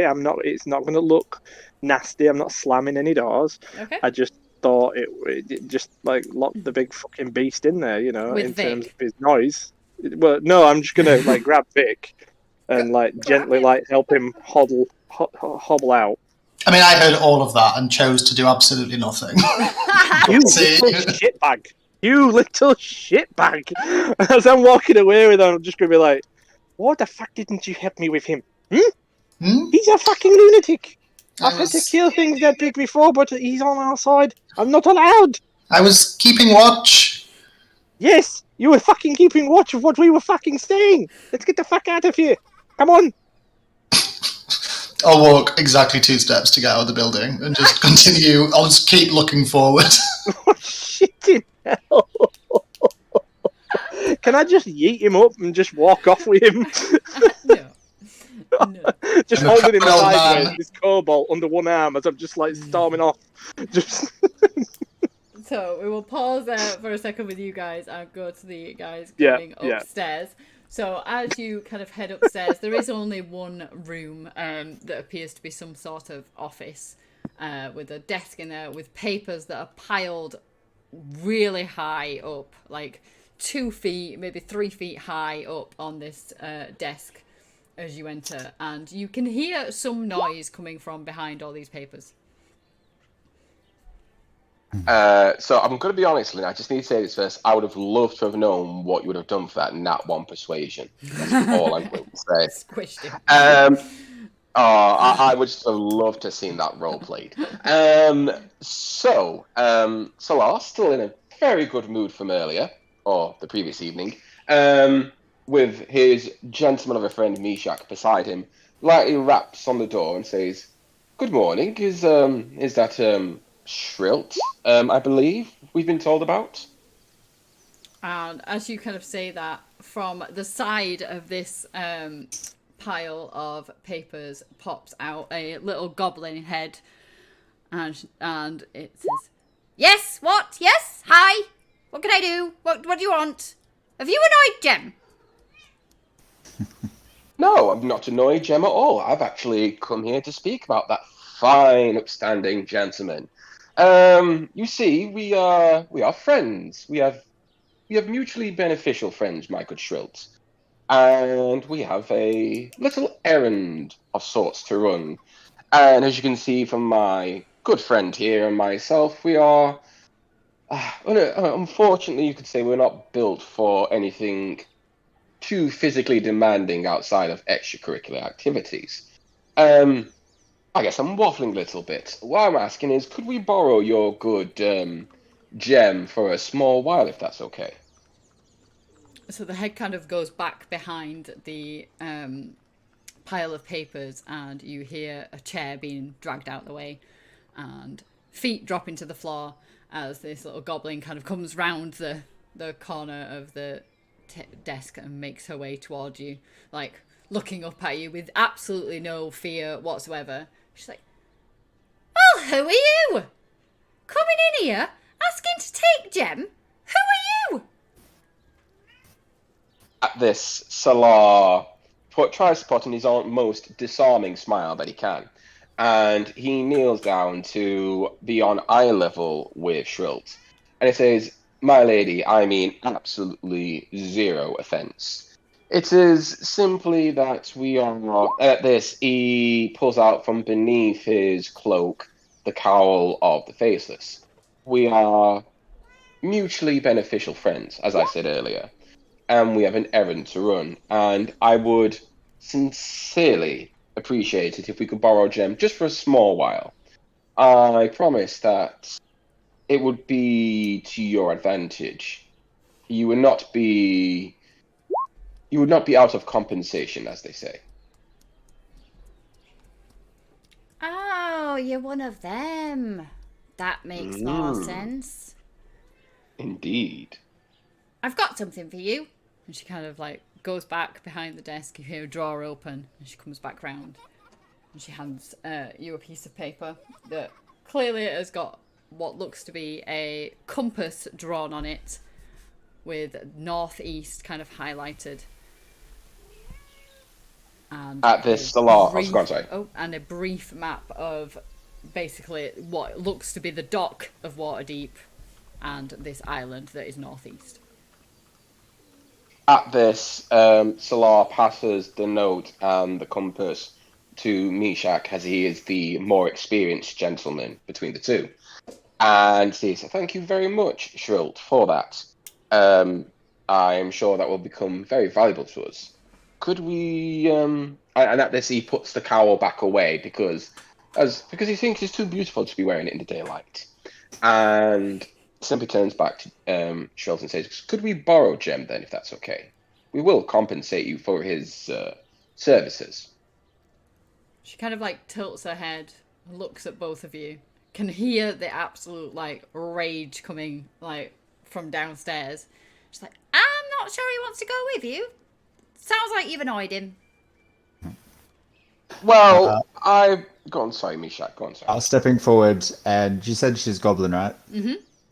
Because I speak Goblin, so then speaking to her in Goblin, like speaking plainly, we are not prepared for this next leg of our journey. Is there anyone that you could recommend to help us get out to the island? The island's out further, as that is where we need to go, and we will struggle to get there on our own. She kind of like grins. She's like, in Goblin, she responds, and she's like, "Lacking a bit of muscle, are you?" We're lacking brute strength. We more than make up for in other ways, my dear. Well, I understand all about that. Come with me. And she kind of like barges through the middle of you and starts heading downstairs where Jem is still throwing boxes across the warehouse. Kind of gets up close to him and she's like, "Right, that's quite enough of that." And immediately he stops what he's doing and drops his arms to his side and looks down at the floor and he's like, "Sorry, Shrilt." And she's like, "Now, you're going to take these lovely gentlemen here across to that island. Do you understand?" "Yes, Shrilt." "Fine." And then she kind of like turns, looks at Mishak, gives him a grin, and goes, "Don't get him hurt." Never, my good lady. OC, what's the time in the day? So it took you probably a couple of hours to get to Waterdeep, and you set off relatively early in the morning, so it's probably like 11 maybe, like 10, 11 in the morning. And what time does it get dark? Probably about 8, 9-ish. All right, so back in game.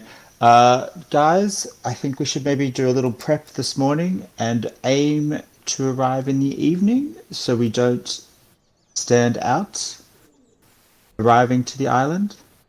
My good man, not only do you have a way with the ladies, but you have a way of the land. My respect for you has grown yet again. Salar tips his head to Mishak very gently, and again goes back down to eye level with Shrilt, sorry, and says, "I apologize if I came across too. My compatriots say I come across too highbrow sometimes, but thank you for the help. It is appreciated." You know I can look up, right? You know I have the ability to look up at you. You don't have to come down here like I'm some sort of child. No, but I feel it's a sign of respect that we can look eye to eye. And he tries to put on a gentle, charming smile. She just kind of rolls her eyes, looks back at Mishak again, and she's like, "You're going to that Captain Marcan's island, aren't you?" There's not much we can say, but yes. Well, be careful. Not much, but yes. No matter where that you land there, they're watching. And they will make sure you pay.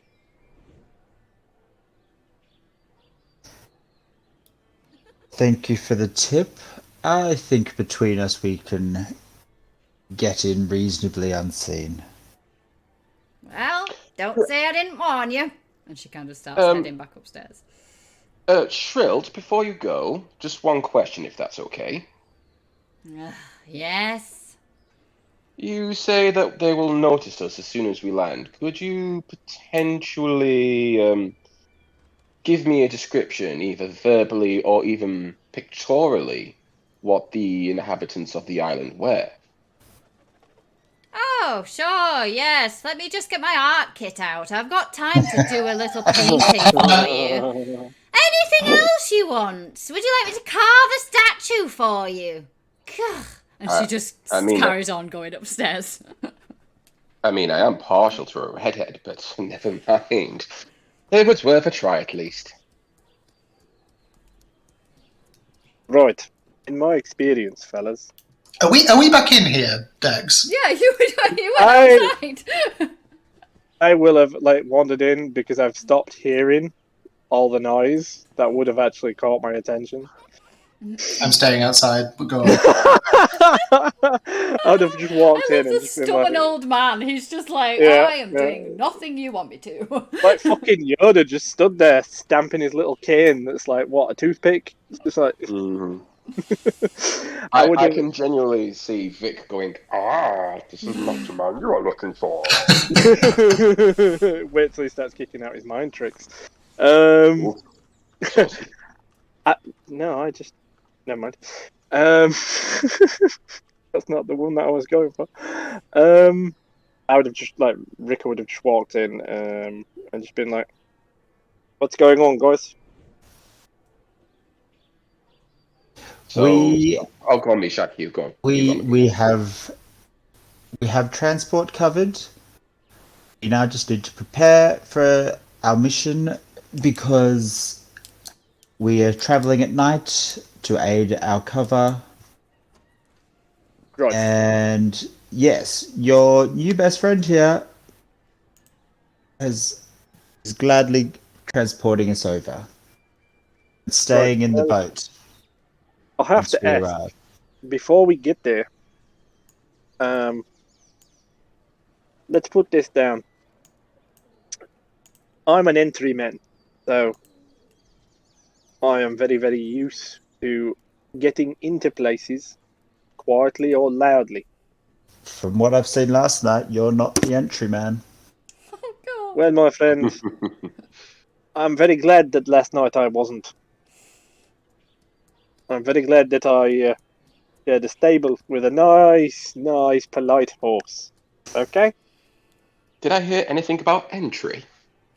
Anyway, if each of us have talents, I think it might be a wise idea to let each other know now before we actually start having to use them. I think that's the smartest thing you've said the entire time I've known you, my good sir. I say a lot of smart things, Prince. You just have to pay more attention. I'm sure I'll make an expedient effort to do so. I can get us through pretty much any surface. Quietly or loud, that's up to you. I can also distract people without giving our position away.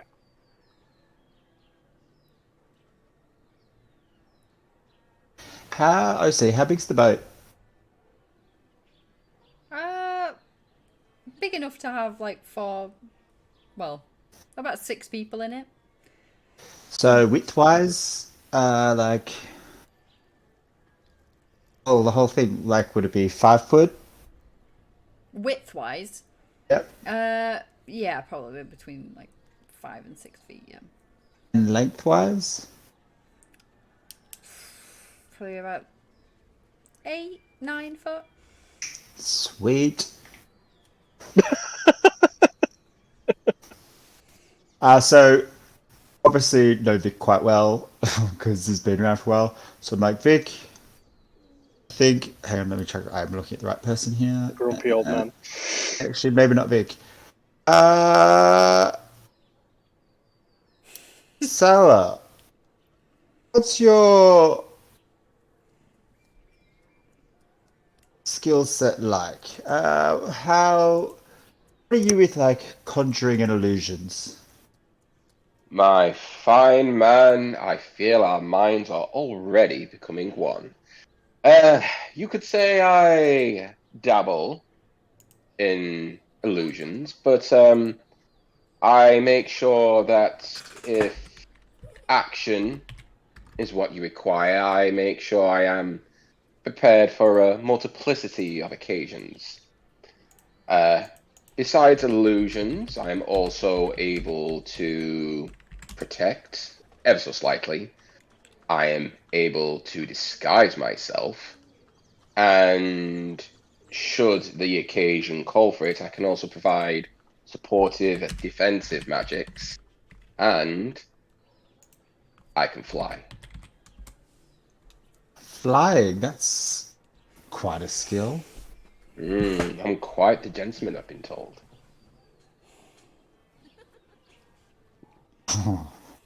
Sorry, so many sentences came to my head, then my mouth got stuck. Yeah. I was like, "Whoa!" Yeah. You guess you could say I'm a cunning linguist, as it were. So, gents, what I'm thinking between Salah and I, then like one of the crates that Gem's been moving, I'm now going to like minor illusion like a fog cloud over it. Sort of show this to covering it going, I think this might be our entry. If Salah and I work together, this could cover us until we get closer to the island. Vic, maybe you can cause a more sound-based distraction or water effects further away from our vehicle as we're moving to draw attention away from us as well. And Rika, you're on point in case anyone does look our way and start to make a move for us. You launch the first distance attack. Well, I thought it was about stealth, friend. If anyone looks our way, I can make us disappear. All of us? If you stand close enough to old Ricker, yes. And the boat? I'm assuming at this point that we got onto dry land. That would be the hope. Well, yes, but what if they see us before we hit dry land? I've got a better idea. What if I give you something that can make them look at the other side of the island while we approach from our direction? That Well, way nobody's looking at us. Go I on. would tend to agree with you there, my good friend Ricker, but I am going to assume that our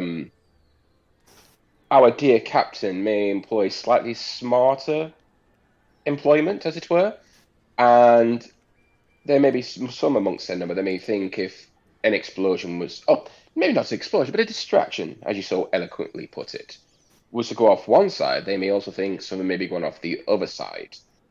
I am slightly more of the opinion that we wait until it is fully dark, and then they are less likely to see us traversing the waves. I was meaning to do it at dark, Prince. I'm liking this, Prince. Listen, you fly over there with your little wings, yes? You leave one of my devices on the other side of the island. I can time it so it goes off exactly when you want it to go off. We can be halfway across the lake in the middle of the night, or we can be just setting off. Either way, if you hide it well enough, it should give us enough time to get there without being detected. I like this idea. However, can I suggest a small improvement? Please feel free. If you would wish me to carry said device, would it not be easier for... no, they did say they wanted a minimal collateral damage, didn't they? I was Don't just drop thinking... dwarf on the fortress. Yes, that's what I was thinking. That might not be very good for everybody inside. Fair point. Hmm. How Go on. how big? Looking at the map, how big is the island? Looking at the map, it looks relatively small to you. Like, you can't see that there would be much more to it other than the docks and the fortress that you're aware of. But I mean, like, so from side to side Just of a the rock island would in be the water. like, is it 100 feet wide? Is it 300 feet wide?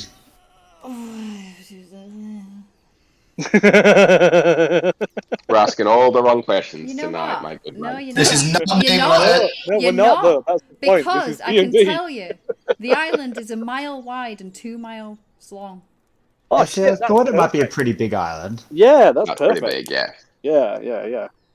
But that's That's also to separate the group to go someone Yeah. talking, something on the other side. That's quite a big distance for us to be apart. It is, yes. So law, we're not like that. What if... Hold on a minute. What if the old wall fella here, Vic... What Vic's if still he- outside. Well, I'm pointing in his general direction. The old grumpy one. What if the little fella there with the walking stick, who just, materializes out of fucking walls, what if he goes and hides the noisemaker? Then he becomes one with the fucking rock. Nobody finds him, and then we go over. Just like Go on. Salah, just don't drop the little fella. I don't think he could take. Yeah, I don't think he could take it. You know. Well, I wouldn't drop the poor little fella if I was to use your words. I was just thinking it may not be fair on Vic to make him stay in the stone so long. You wouldn't want a stony disposition, surely. God. Oh, good. Listen, right? You drop him or you upset him, or I think he'll stick that stick up your ass. So let's just focus on how we can do this. So we're all in agreement on one thing. A diversion is probably the best option for a stealthy approach, yes? Not necessarily. I can also disguise myself. My idea, and hear me out, my good friends, is I was thinking of either having someone scouting for me or scouting with me the lay of the land and what the locals wear and look like. I would then disguise myself as one of my abilities, and then I would mingle on the island to learn the rotation of guards, if there are any.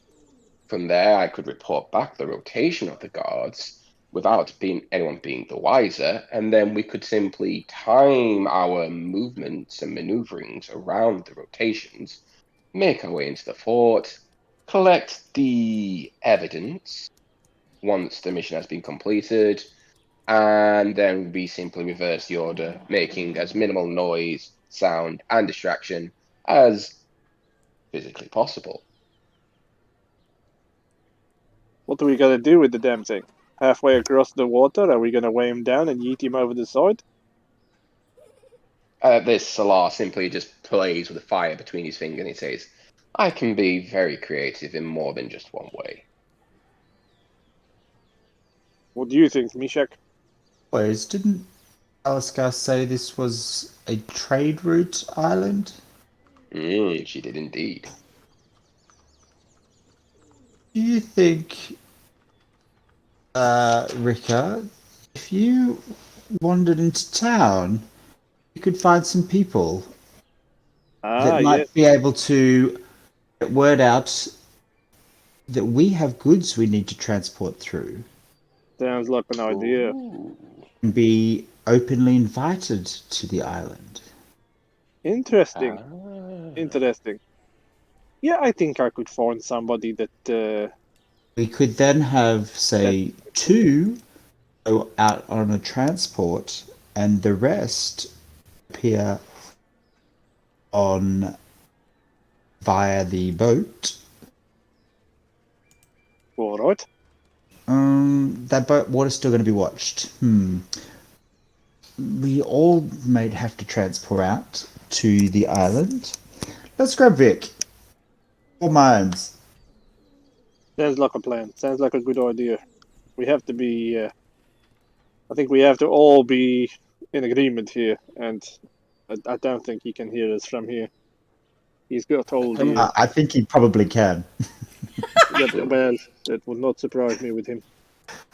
I'm sorry, Mishak. I'm sorry, Mishak. It feels too obvious a ploy to me. I feel as though discretion will be the better part of valor on this particular errand. Not that I'm entirely disagreeing with your idea, I'm just Valor? concerned. We're fucking thieves. Who gives a My shit good about man. Valor? As long as they're dead My- and we take what we want. My good man, sometimes it's easier to steal when people don't know you're stealing. That's It's all I am sometimes saying. easier to fucking steal when they're dead as well. All I am saying, Mishak, is that I believe that by being too obvious a cover, we draw more attention than is likely needed. That is all I will say. Okay, he has got a point there. It is true. I just worry that being an island that's going to take us a few hours to row out to, it's a slow entry in. We're going to be obvious. I don't necessarily disagree with you either. That was only my first stab at the plan. I'm going to stick my head out and be like, Vic, if you're out here, could do with an extra brain.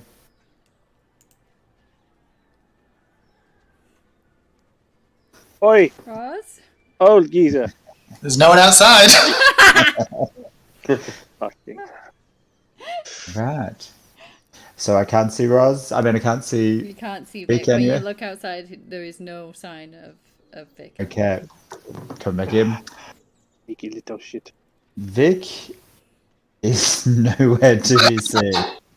We'll come back to him later. All right. So, what's our current plans? We're not going to seek passage through. Too obvious.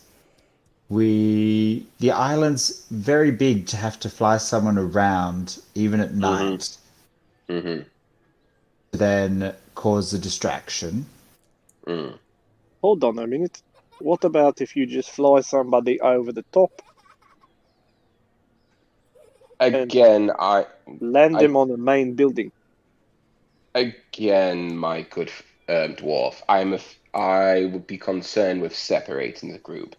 I would feel more comfortable if we were able to stay together. I still feel as though at least learning the layout of the guards would be at least a somewhat smart maneuver.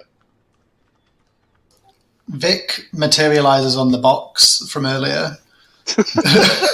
Little shit. We could pass without a trace. I can shield us if we go together. That would be I'm fine preferable. with that. That sounds good to me. Mishak, what do you think? Yes, I'm just. How would that work, Vic? How would that work, Lynn? Fucking beautiful. Absolutely beautiful. What are you doing? So if we were to Who the pass fuck without is- trace, like the Who the fuck is spell, Lynn? Who the fuck is Lynn? What are you talking about? obviously we get a +10 to stealth, and it says that it masks you and your companions from detection. Would it mask the boat? No. The boat is not a companion, is it? I mean, Unless you're name like, it, then this it is my favourite boat ever. This is... it says that it leaves behind no tracks or traces of its passage. Yes, so that would I mean that think the it means water. like footprints and things, and if you were swimming in the water you wouldn't leave like Yeah, ripples yeah, and things, but the boat itself is not a companion, so therefore would not be encircled with that spell. It would Random just look like bullshit, a boat was moving through the water Ghost but boat. with nobody on it. Yeah. They would potentially be interested in a boat that's just coming along with no one in it. Would they be interested in a boat that had no lights on it? Mate, I think if they see anything coming towards the island, they're going to be interested in it. Even in the night? What? Yeah. How you? full is the moon tonight? What's the level of darkness? That's what I'm thinking.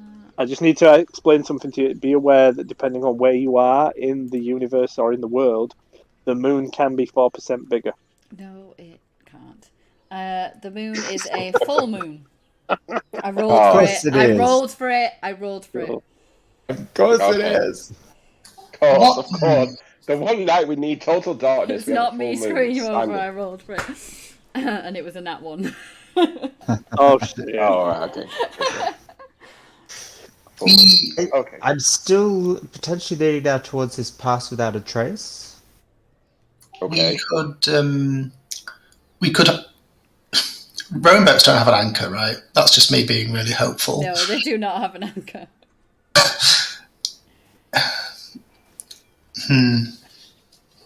My plan has failed. Right, listen, hold on. Mishak, Yeah, yes. what if I find somebody that, talks a little bit, tells us something, and then we try the old, hide in a box, the prize, little jack in the box on 3 sort of thing, and 1 or 2 of us goes in a box, the others head out on the boat, and at a designated time, we jack in the box and either distract them or kill whoever's nearby, signal the others, because a couple of guards, like Talascar's not going to miss a couple of guards, and I'm assuming that the person who wants the island doesn't give a fuck about the guards as long as there's not loads of bloodshed everywhere. Oh, I think Ricker might be onto something. I also think Sorry. the men are fully expendable. I just think our client doesn't want the physical structures of the island destroyed, so that he can step Probably- in for business straight away. Probably also any evidence of any foul play. So let's make sure it's a clean hit. So fuck the guards and the target, but let's minimize it as much as possible. Yes. We did say this is a trading post with pirates. How about we? Again, this is just me throwing out ideas. How about we go trade? Either. Well, I was thinking, how about we ask one of the nearby pirate ships if they would accept passage from us? It would then be less obvious that we were going along on a small boat. We wouldn't then need Gem's extraordinarily big physique to weigh us down on said boats, making more noise. And we could probably make a small bargain with the pirates, say when ownership of the island has changed, they make a better trade, perhaps? Got to be a little bit savvy with something like this. Yeah, but hold on a minute. Do you really trust pirates that if this goes loud, they're gonna stick around and help us get the fuck out of there? They don't have to. I think we still need Gem with this rowboat. That's our exit plan. Not necessarily disagreeing, but I think Gem would be better off staying clear of the ports and arriving to a place where we know he will be located. What do you think, Mishak? Oh, this is a head scratcher, guys. I love that cheeky giggle, Lynn.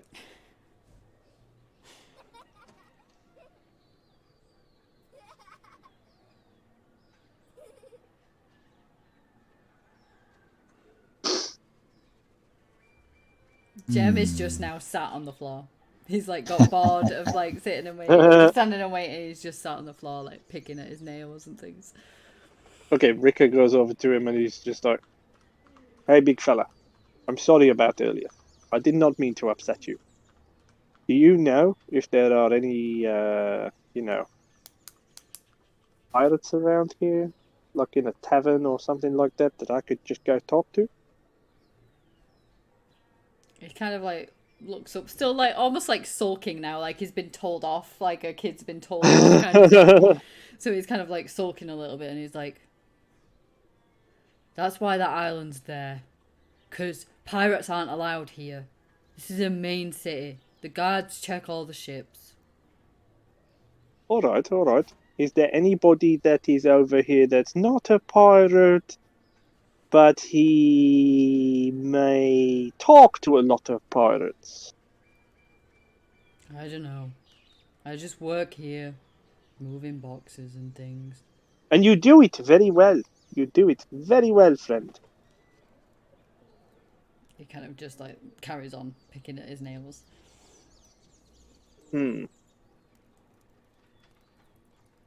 Mishak, I will go see if I can find somebody around here that looks dodgy. Well, I've just realized I could potentially do that too. I have gone for the criminal spy action, so I would have people around town I could chat with. Yeah, we could split up. But what are we looking for? What are we asking? Someone that can get us transport out? I think somebody who either A, knows what the inside looks like and knows where the target is going to be located, that we can plan from there, or B, at least has a general idea of how we can maybe get in. I think either of those two things is what we need right now. Because if we know where the target is, then fuck it. We can just airdrop a dwarf in. And if we don't know where he is, but we know how to get in, I'm sure we can find the fucker.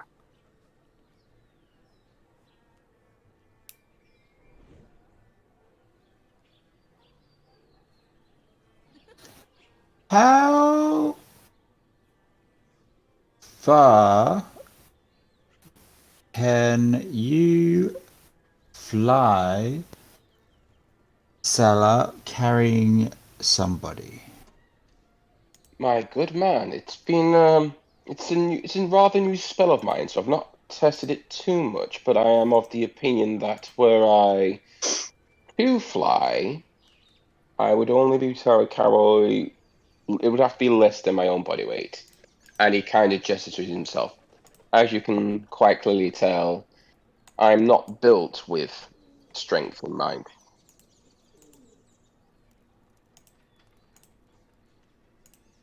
Let's see.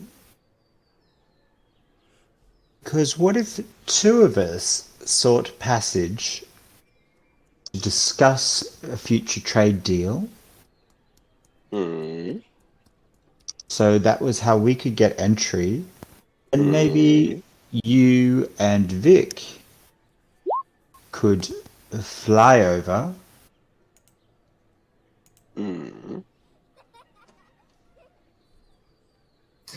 OC, Yes. if it's a 6-hour row, I don't know if your flight would last long enough. Yeah. No, it wouldn't. No, it wouldn't. That's why I was wondering how long the fly lasts. Yeah, that's why I was saying like halfway. Oh, sorry, Dex, I've just seen that, yeah.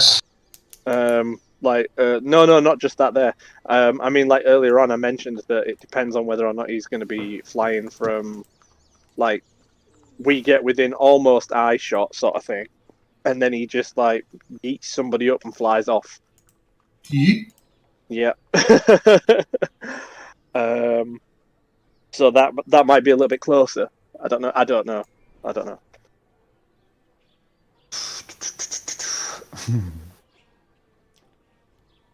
So the spell lasts 10 minutes. So If I remember correctly, though, is he? Sorry to interrupt, Lynn. I do apologise. Scott, is it?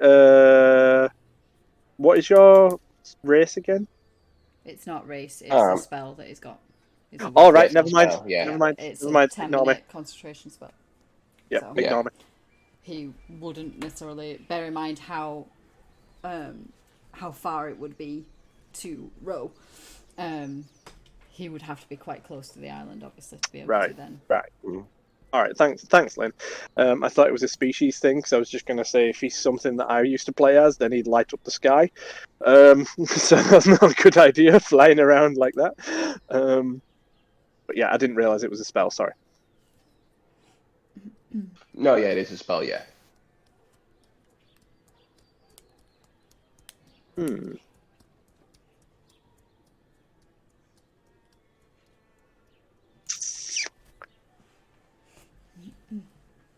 We are going under the assumption here, gents, that they're viewing anyone approaching the island as a threat. They don't know that this hit is out on them. True. They are a trading route, so they are used to all sorts of people turning up at different times and in different states of wealth and, well, probably not wealth so much, but different states of exhaustion for having maybe traveled long ways across the sea, as opposed to even just coming from out of town here. So while we will be outnumbered, just arriving is not necessarily a threat. Well- If we can go in with something that is definitely needing to be traded, we can, and if we can give of quite high value, we might be able to get close to what's his face, Marcan, because once the top kingpin has fallen, the others are less likely to keep fighting because they won't have a leader. I mean, I'm assuming that Talaskar doesn't want anyone knowing that we've just offed this fucker. Oh, that was vague.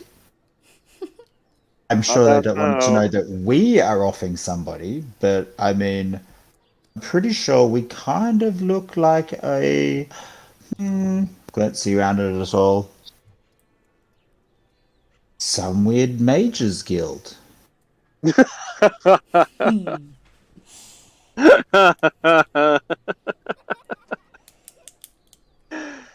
Listen, right, if you can get me within 30 feet of the wall of the fortress, I can get you through the wall without a sound.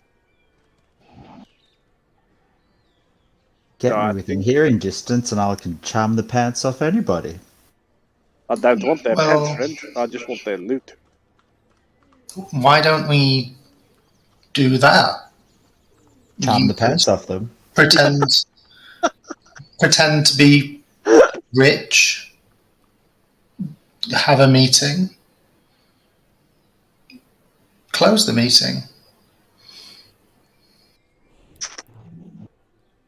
Why sneak at all? That's what I'm thinking. I think Alright. sneaking immediately draws attention if we're seen. But if we are heading there like we are meant to be, they'll, while still be on guard, be less likely to immediately launch at Alright. us. Alright, I have an idea. Alright then. We do that. I will make a little device for our friend Vic here to be one with the fucking rock and disappear when we get there, and hide this device somewhere else just in case as a backup. If things go bad, I make a very loud noise with it. That might give us a bit of a tactical advantage to get what we came for and get the hell out.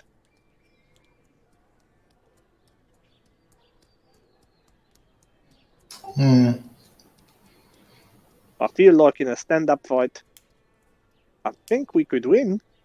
But it is the opposite of what the contract stipulates. We don't want half the fortress blown up to hell, on fire and covered in blood all over the place. I think that would be a little bit extreme. Yes, and I also agree that they're not going to want to blow up their fortress either. So I Agreed. think once we're inside, we're more likely to be facing swords and spears. Things with points as opposed to things that go boom. Agreed.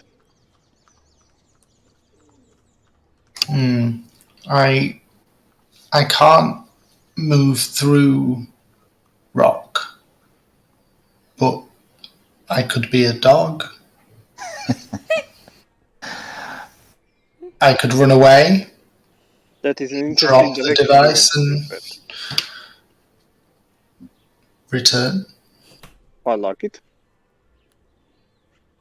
We can just minor illusion the device to look like something, to look like this precious item we're delivering. Holy shit. That would not be a very nice surprise for whoever. Oh well, I mean, Talisker didn't say how she wanted this fellow disposed of, so I suppose that would make him in lots of tiny little bits. But will it destroy the necklace? Good point. And we're pretty fucked. And the contract is void if we don't have proof of death.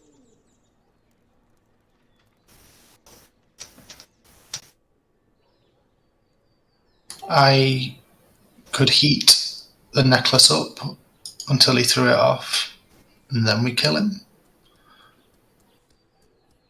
Sounds like it's fine to me. I've got a little friend that can get close without being seen. Oh, Wait, yeah. are you talking about me? Said out without being seen. Most people don't see me. I'm very They short. just choose not to. Alright, now you're just being rude.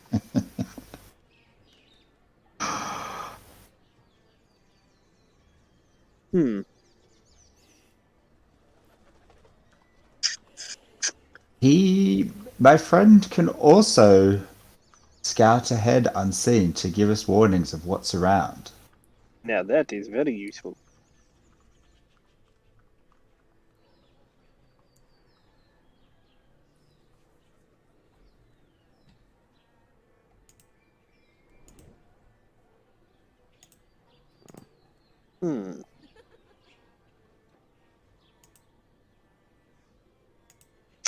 Let us have a look. What have we got here?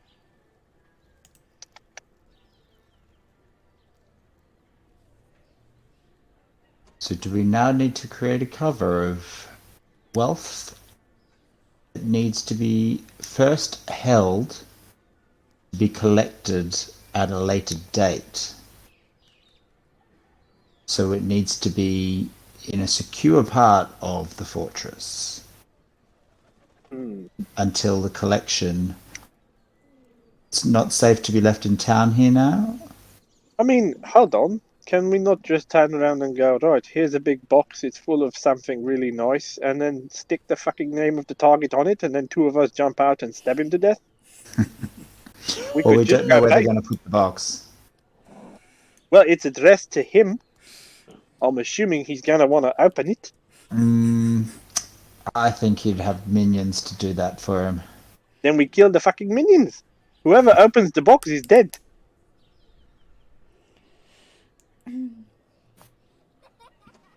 He might. I mean, it said pirates, right? He might not want to share it with his minions. Not if he thinks it's valuable. He might want to open it in secret. So they don't get a share. I'm just hesitant to... Then he gets the full whack. I'm just hesitant to send any of us in completely blind in a container that then they're unaware of what's... Blind? Friend, them. do I look like a paladin to you? I think you're a bit too short to be a paladin, quite honestly, my good friend.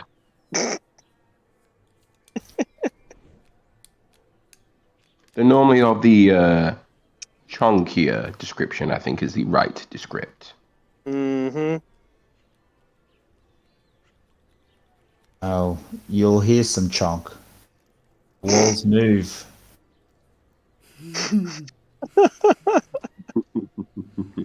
Alright, that's not funny.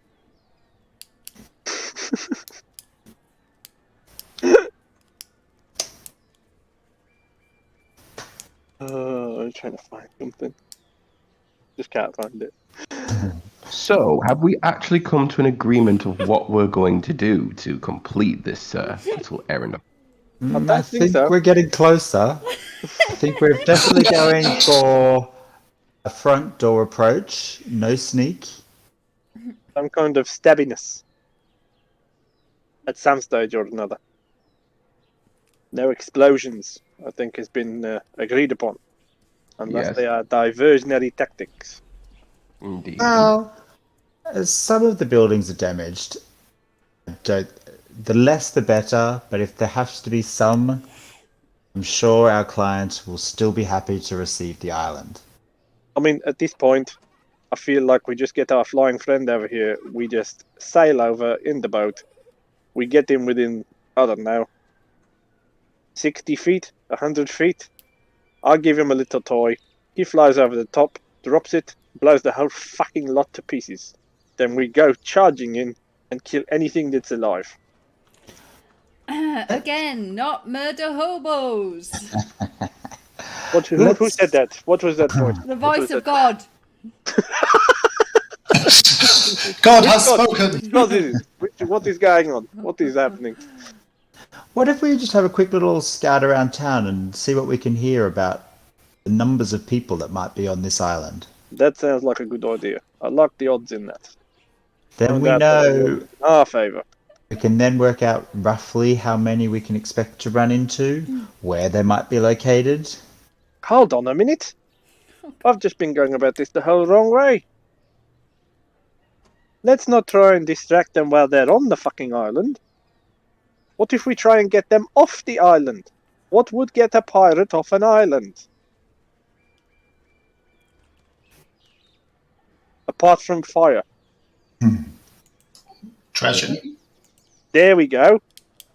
What if we put rumours in the town of an incredibly big treasure haul that somebody has buried in a box outside of town because they can't get it any further? How many of those fucking pirates are going to come pouring out of that fortress and make odds a little bit easier? How many people in town are going to start looking for this treasure? Who gives a shit? We're not going to be in the town. My point being is that it could before cause a the massive word even battle gets between the guards in the town and the pirates in the woods. Even better. Big, huge distraction. Nobody's looking at us.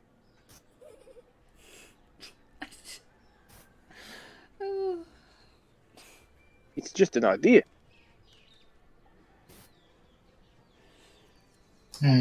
There's no bad ideas. Well, apart from apparently the one where we set fire to the whole island. But I don't know why that is a bad idea. God has spoken. I'm still waiting on an introduction to this god. I don't know which one it is. I believe in the rock and the stone.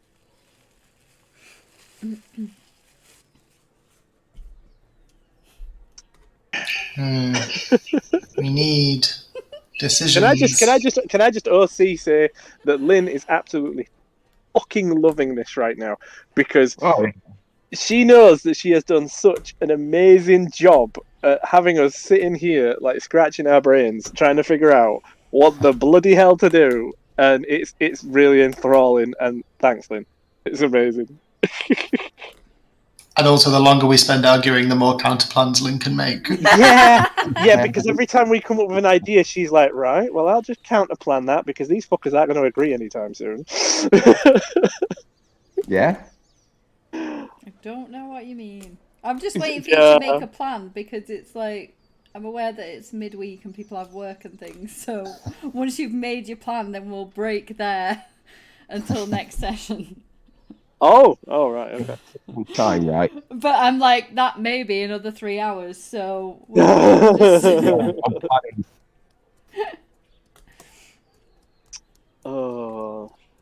I mean, I can make an alarm. I can make all sorts of noise in the different areas. I can make little trinkets that go pop, or I can make little trinkets that kill things. I can make armed grenades, smoke grenades. You tell me what you need, and old Ricky can try and do it. What about information exchange? All right. Go on. I'm listening. We have heard. We obviously, this is very private information and can't be shared with all, so we need to speak to the captain, or at least his most senior ranking, because we have heard some troubling information about the captain that he could be in danger. All right, I'm gonna have to stop you there.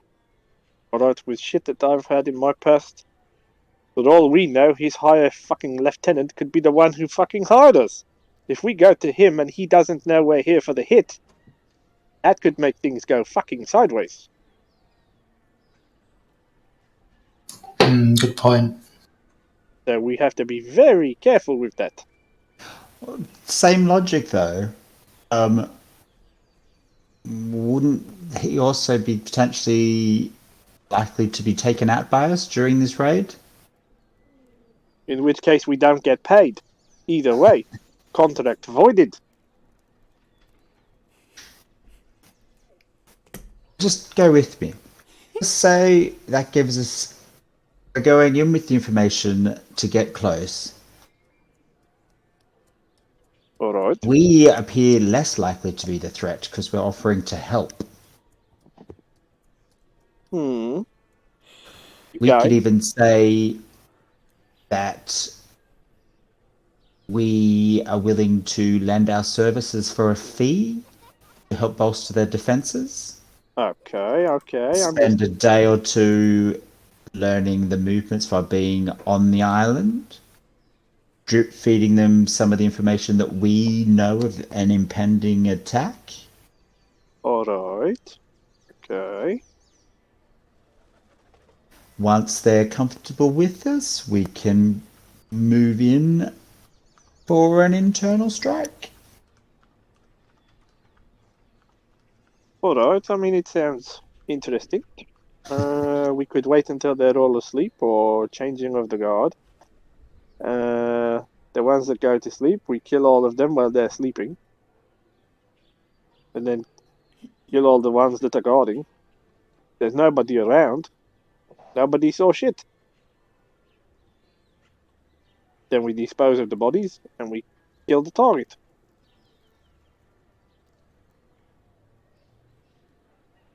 Still feels like too much collateral damage to me, to be honest. What, did you think that getting rich would be easy, Prince? Not at all, my good man, but again, I thought subtlety was the name of this particular game this evening. Yes, but if you remember what Talaskar said, the collateral damage friend is the fortress, not people. Okay.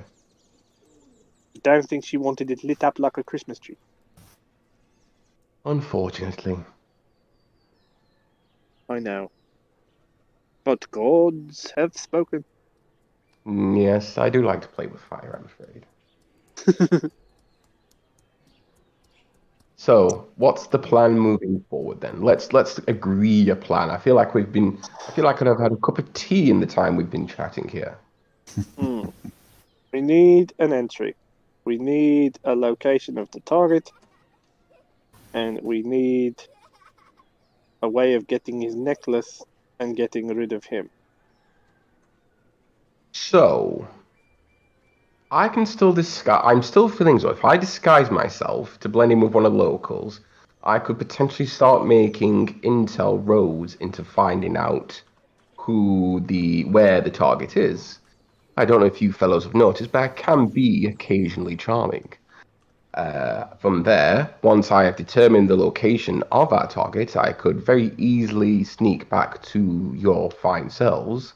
We can from there assess what the best route is to the target, under the cover of darkness, of course, and from there we can plan our next point. I feel as though we are planning too much too fast without taking into the variables that we will surely encounter along the way. Like a locked door? I am not concerned with a locked door. Well, we need to know which door to fucking open first. Exactly. So if I can sneak onto the island, disguise myself, and learn the location of the target, I feel that would stand us in good stead to where we go from there. I am open to anything.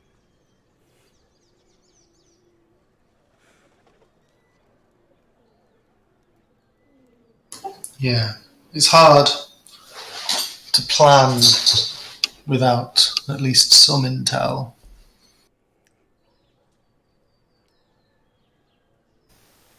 So, Rika, should you and I hit the streets to see what our contacts can tell us about numbers of people on the island?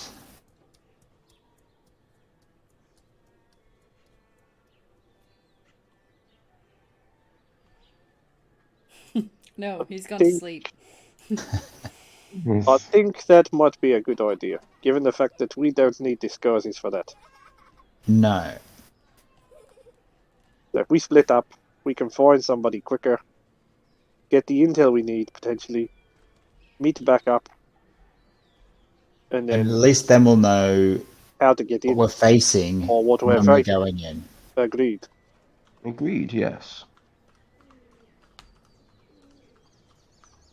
Is that the plan forward then, my good friends? Vic? I am thinking. Yes, I could go with Salah,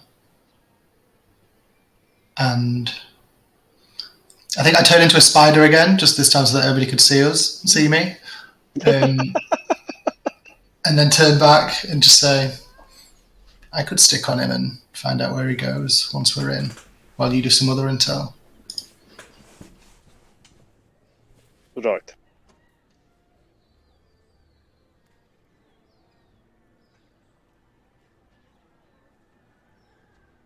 Okay, so what is the plan? So Rika and Yeah, Mishak Rika are going and out Mishak now are gonna go in look. Waterdeep to try and Yeah. find a bit more information about the island and Using our spy people contacts. who Yeah. live there and all that kind of thing. Yeah? Yeah, I'm looking for a scumbag, he's looking for a spy. I mean, potentially the same thing, I guess. But yeah. Well, you know the local messengers. Greedy, seedy sailors. Yeah. Okay. Try to hear Fancy about pirates. the number of men on the island, and just try to do some info about them. Like, what are they like with people? How do they treat people arriving on the island? Okay. No. So Yeah. Activities, numbers, and location of potential target. And weigh in. okay. So anybody who has been to Waterdeep before, bear in mind this is a big city. So most people probably have passed through here at some point, would know that the dock ward in particular is absolutely awash with taverns and brothels and things Sweet. like that. How's that make So there are a few that are known for the seedier types of people, I guess. So the Thirsty Throat is one of them. It's a particularly run-down tavern. There is the Thirsty Sailor as well, which is a dive bar that is popular with the dock workers. There is the Laughing Lass, which is a brothel that is on one of the main streets. Sorry, Salar's making note of that one moment. No. We have And not time. the Hanging Lantern, which does an escort service as well. So these would be the key places where the seedier side. Could we hire a shitload of escorts? That's literally what I was thinking. Yeah, there we go. This is why me and you get on so well. We just think alike. Have fun RPing that then. I can't wait. So Neither that will can I. be next session. And well, we do have 20 gold to spend. Yeah. How many? Have How you many got all those hookers? names ready? Pardon? You got all their names ready? All the escorts? Yeah. Yeah. Yes. Totally. Excellent. That's They're what all called like Mary Sue, Mary we're Candy. Joe, Mary. Mary Louise. Yeah. Mary syphilis. Yeah. Mary chlamydia. Mary gonorrhea. Oh god. The traditional This is the name. seedy sailor part of town. Yeah. Right, so. Are you sure that brothel's not called Poseidon's Itch? Wow. That'd be a hell of a name for his age restricted brothel. this content. Age Yeah, we're restricting gonna. it. Okay, yeah. So where are you heading? I would probably go to the first one that you mentioned. The thirsty Thirsty throat. throat. Yeah, not the ones with the sailors. Just the Run down kind of. the scumbag place. Yeah. Yep. Yep. Okay. And Uh, what about Mishak? Where is Ah, he? the thirsty sailor. Thirsty sailor. Okay. I love how me and you just had the same fucking idea. Okay, so the thirsty throat. So you head off. Are you going alone? What are the other two doing? Are they just staying in with Jem in the Oh, warehouse? definitely coming up. I'm definitely coming along. I feel like Ricker would probably say that he has to go alone, simply because anybody else would make him stand out more as his Yeah. contacts may not want to actually speak to him with somebody else that obviously doesn't fit the profile that Ricker does. So Okay. Kind of feel the same. Like, we Well, just want to go and have fun, don't you? well, no, more just like, I mean, it's just criminal underworld, so they're less likely to divulge the secrets to you if they don't know, or if they know that the other person isn't part of the same Yeah, especially if they're just stood there, underworld. like keeping an eye out. It would look quite. I would not give anything away. So yeah. Okay. That said, I mean, I've seen enough movies where you can still be in the same bar and I can be up with the bar getting Yeah. drinks and he sidles up beside me and be like, Yeah.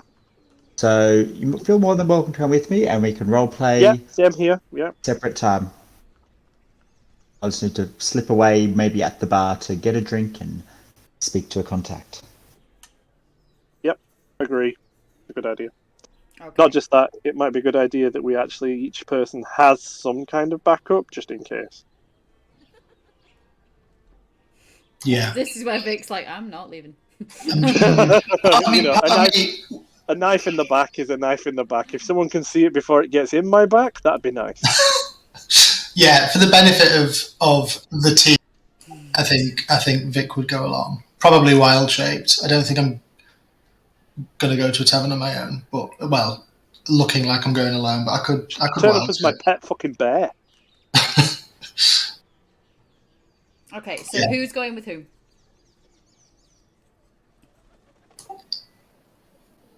I won't feel judged if no one wants to say me first. I think. And I choose think me, Jack, if you like, guys. I think No. I'm going to be in agreement with Roz here. I feel like I know what he's going to say, but you go. I think I'm going to go with Ricker just because I think Ricker needs someone experienced to keep an eye on him. That's what I was going to say. Split the team up. Oldies with newbies. Just remember, Ricker's older than you. And Okay, new okay. to the guild. Lenient, more fine. senior. Oh, yeah, fair point. Yeah, fair point.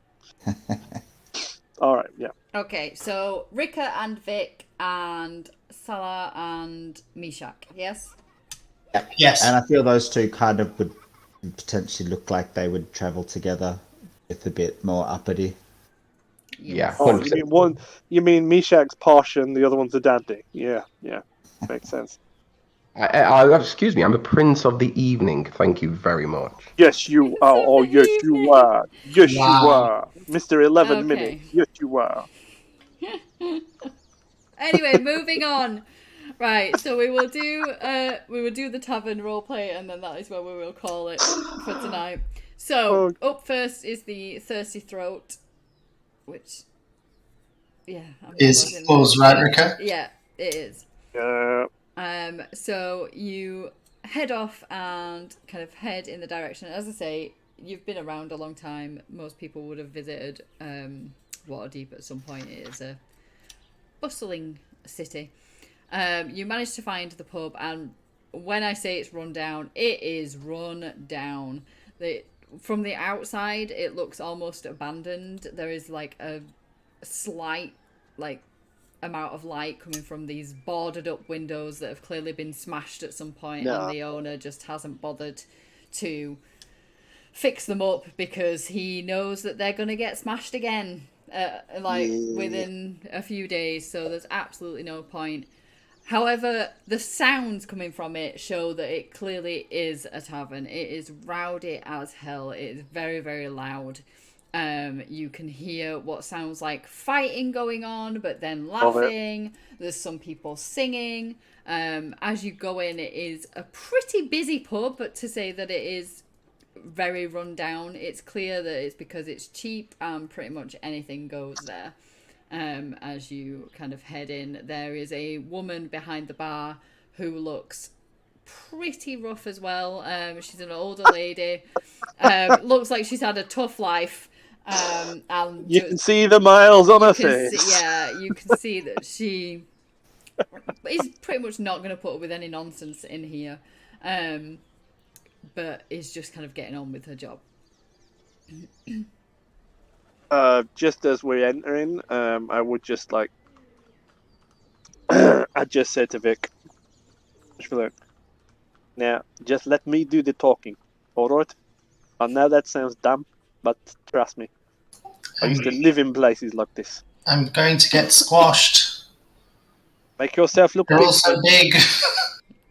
Yeah, I mean, make yourself look big. Make yourself look mean. Put your chest out. Put your chin up. Become a spider, sit on Ricker's shoulder. Can I just Yeah. wild shape into a dog? I feel Become like a that's mouse. acceptable in this awful pub. Yeah, of course you can. Become a mouse or a rat. Whatever Okay. you want. Yeah, I don't want to be squashed by someone thinking I'm Vernon. You could go on my shoulder. A pet rat? Indeed. Sure. Yeah, I'll wild shape into. I'll go to the bathroom, so I'm not just wild shaping in a tavern Yeah. full of people. Yeah, that might be an idea. Wild shape into a rat, and then come in and just crawl up onto your shoulder. Okay, can you make me a dex save, please? No. What? I love that. No. This was not in the agreement. No. 7, Lynn. Do what you will. Oh. Okay, so Can as I you're help kind of- him? No, Can I help him? no. Put my hand out. Nope. jump So up. you go into the bathroom, wild shape, kind of wait until someone opens the door to the bathroom and manage to kind of shit. scurry your way out.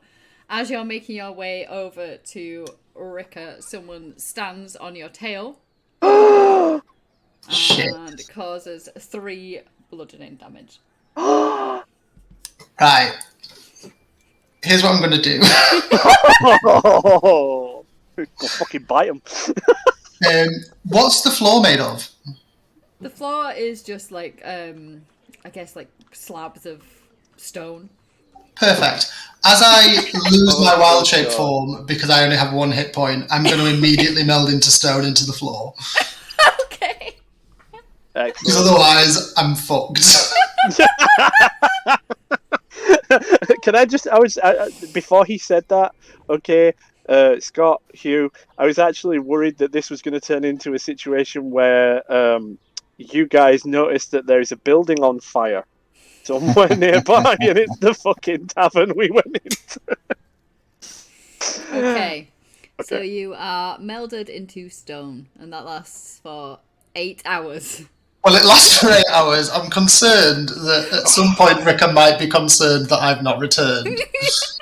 Yeah. No. No, Rika he would didn't assume that see you're any hidden. of this. He didn't Yeah, see the rat I get didn't see stood shit. on or anything. As far as you're aware, you are expecting Vic to return to you and sit on your shoulder as your rat friend. But currently Vic is stone on the floor. Great. So yeah. Oh dear. I will just walk up to the bar and wait at the bar as arranged. Obviously I'll just get myself a drink, so I just ask the woman for a drink.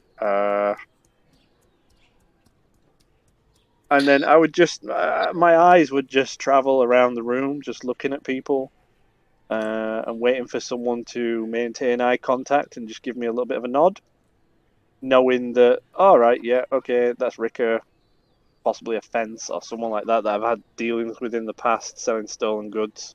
Okay, Or, roll perception for me. Yeah. See if I can see anyone.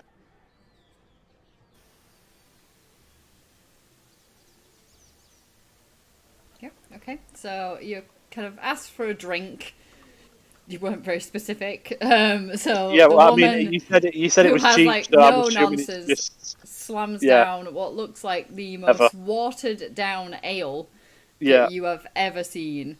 It just looks like off-colored tap water. yeah, And kind of slams it down and just walks off. Like she's just yep, no care whatsoever.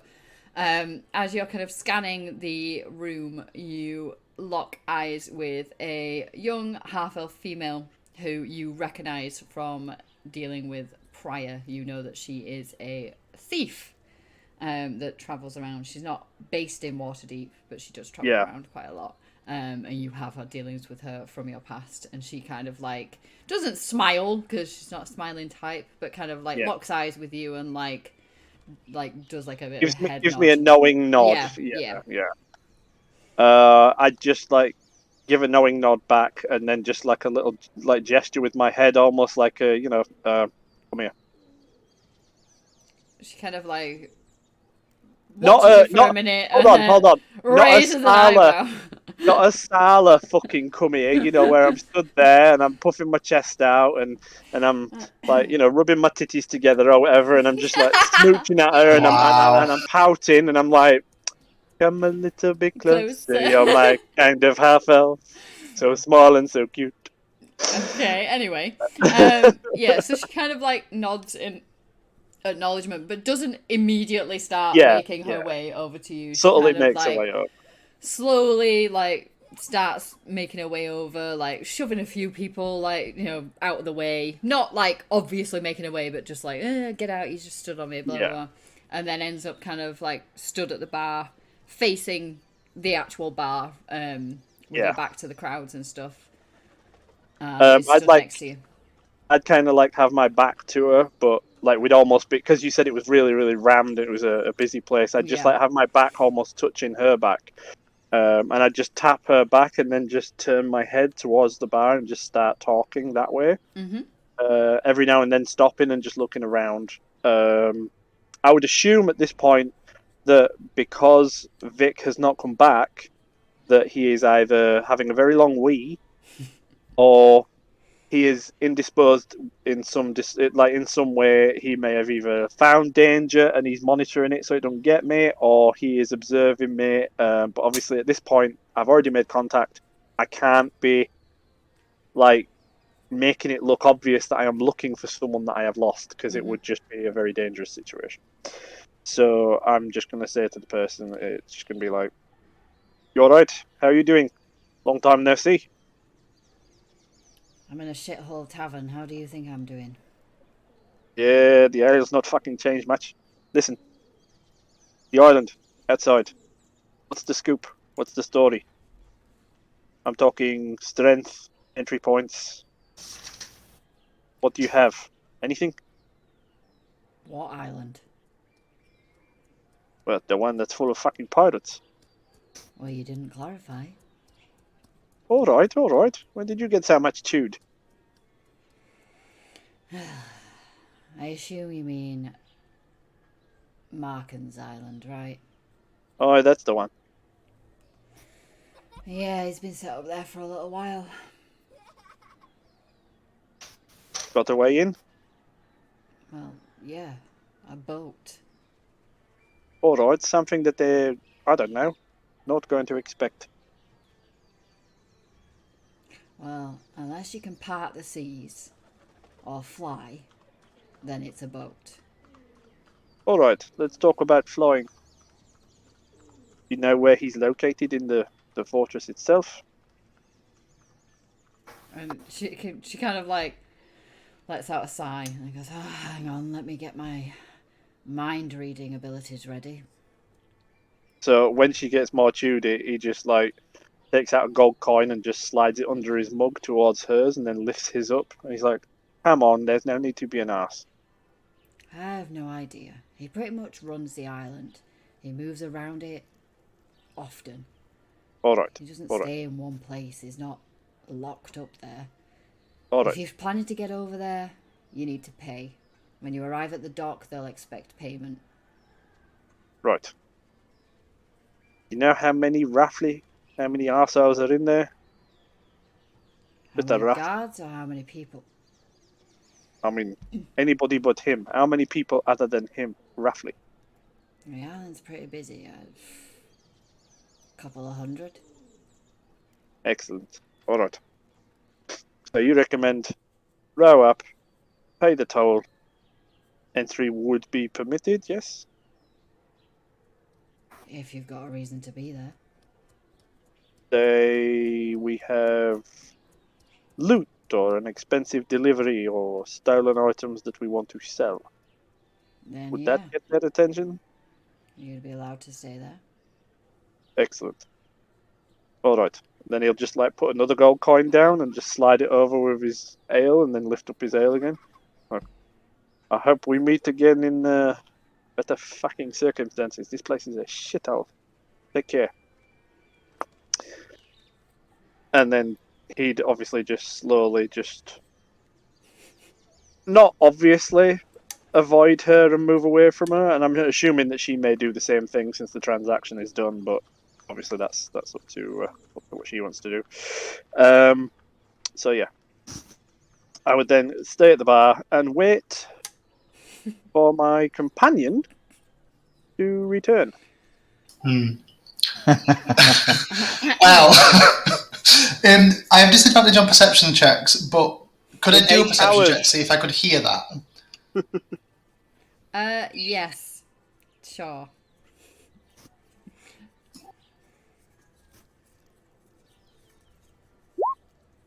What the hell? Oh yeah! You are a little bitch. Yeah, you heard. You were Someone quite knows how close. to build character. You were quite close to Rika when you got stood on. So you were actually, when you melded into stone, you're quite close by him, so you were able to overhear pretty much all of what was said. And you can quite clearly tell that the conversation has obviously ended, because they're no longer speaking. Great. Can I just cast Pass Without Trace on myself and try, because I can cast spells while I'm in stone because it's not a concentration spell. Mm-hmm. And can I very sneakily try to emerge from the stone? Sure. Oh wow. Yes, I guess so. Can I roll perception and see if I see that? Sure, I guess you could roll perception against his stealth. I mean, that's probably not going to win anything, but I'm just thinking that if I see it, then I'd know it's him, and I could just maybe try and like walk past him carefully, so he could just latch on, and we could leave. Latch on. Cool. Well, I'll add plus 10 to whatever this is. Yep. That's a 6. That's a 16, which isn't as horrendous as it could have been. No. Jesus. Yeah. So you can't spot him. Right. Yep. No, that's fine. That's fine. It's a very, it's so busy in here. Yeah. And you don't know exactly where to be looking. I'd be more him. worried about people and daggers, so Yeah. I would, or pickpockets. And you're kind of trying to focus on obviously not making it look like you were just talking to this half elf. Yeah. So your like focus is shifted somewhat, but Vic, you managed to emerge from the stone relatively unseen, and can now move obviously freely. Great. I'm going to very quickly hobble over to him and just pull his things and be like, nope, let's go, nope. So yeah, Rika would just like just carefully gaze down without looking too obviously, and he'd just tap his leg, almost like he's like signaling, just climb up my leg and we'll get the fuck out of here, sort of thing. Well, I'm a full. My little lizard tail is bruised. Yeah, he's back to full shape. Oh, he's about to. Oh, right. So if he's tugging on my yeah, right. I just yeet him up. I just like pick him up by the ass and just lift him up and like carry him out and walk out. So he's literally sat on my ass like he's on a swing. And sat on my hand. Ass? He's sat on his ass on my hand like He's it's got a a Kim swing. Kardashian book going on. Amazing. Everyone, I mean, if I had a Kim Kardashian boat, I'd have been able to speedboat my ass over there, and everybody could have sat on me. Okay, so you're gonna leave the. Yeah. I'm gonna basically walk out with him sat in the palm of my hand, and anyone who gets palm near of your me. hand? How small do you think he is? I know he's small, but Cobalt. he's not. I am half your size. I'm like 2'2". Yeah. Which point? I don't think you could hold him in the palm of your hand. All right, okay. I'll just I don't know, carry him somehow. Bless him. He's I got don't a want to stick. talk about it. I don't want to talk about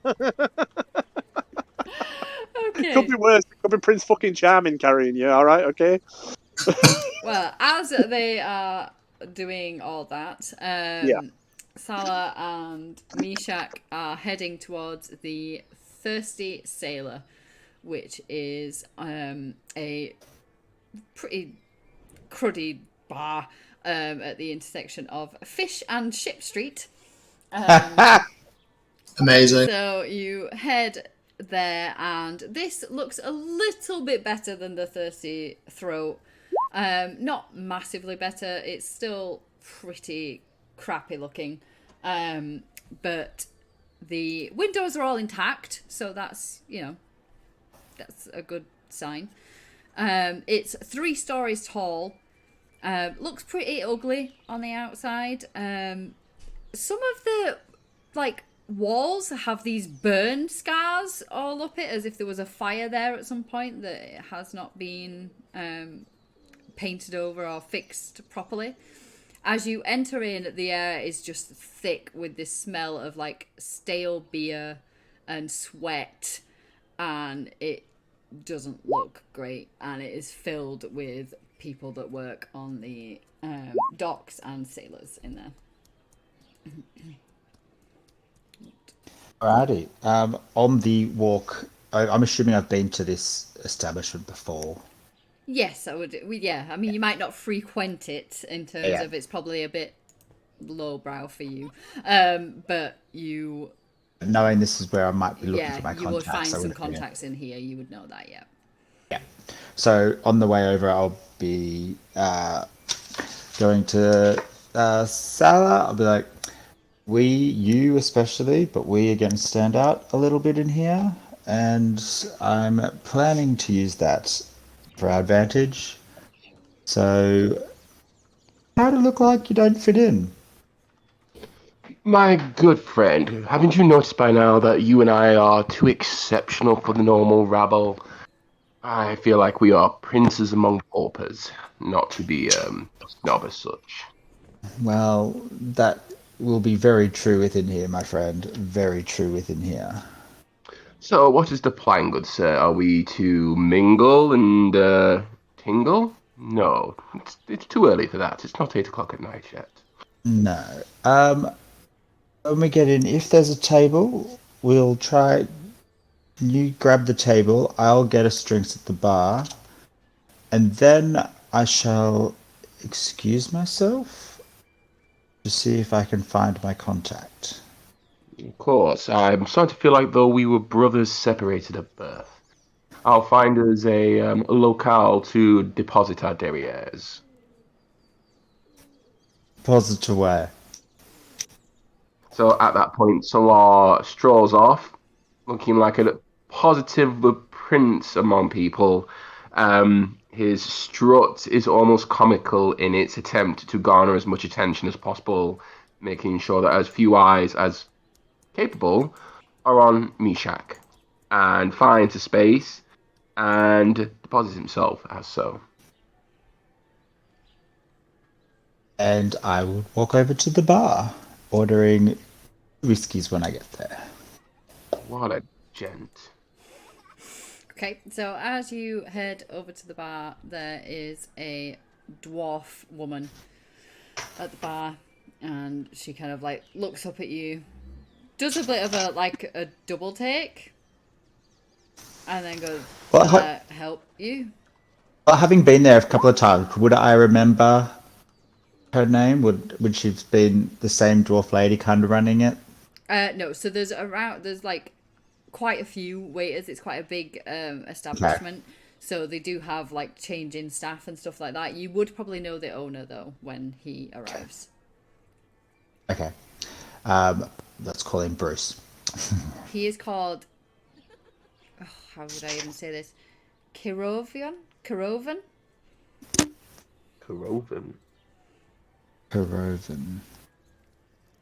And you would know that because you would have seen him before. Yeah. Okay. All right. Good evening, good afternoon, my good lady. Is Korovan in today? Yeah. Do you want me to get him? And she's looking at you very strange because you obviously do not fit with her normal clientele, so that's why she's like, I might have business with him a little bit later. I just wanted to see if he was in. In the meantime, can I grab 2 whiskeys, please? and she's like, sure, and like turns around, slams While them she's doing that, down. I'm gonna be sort of looking around while she's getting the drinks, see if I can spot anywhere my contact. Yeah, roll perception for me.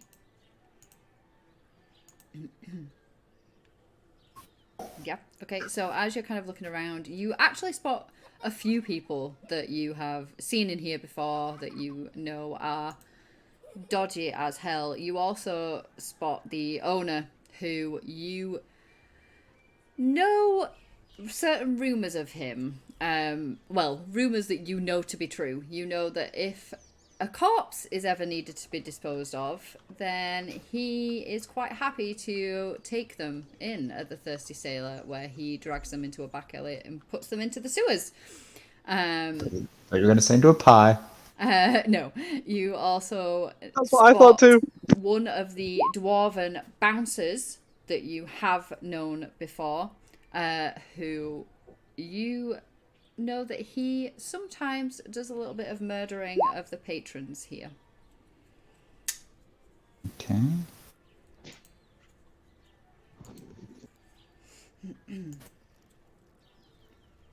And would there be anyone that I would have got information from before?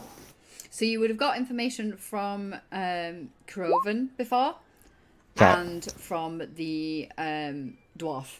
So these are people that you, because you knew that they were dodgy, you've spoken to before. Okay, cool. I will take the drinks and head back over to Salah. So when Meshach returns, an almost sort of playful smile alights his face. Not necessarily adding a crueler tone to him, but making it look slightly darker than his normal jovial demeanor brings across. And he says, "My good man Meshach, where have you been all my life? I feel like company of yours is the finest of sorts of wine, especially we can enjoy our esteemed professions together."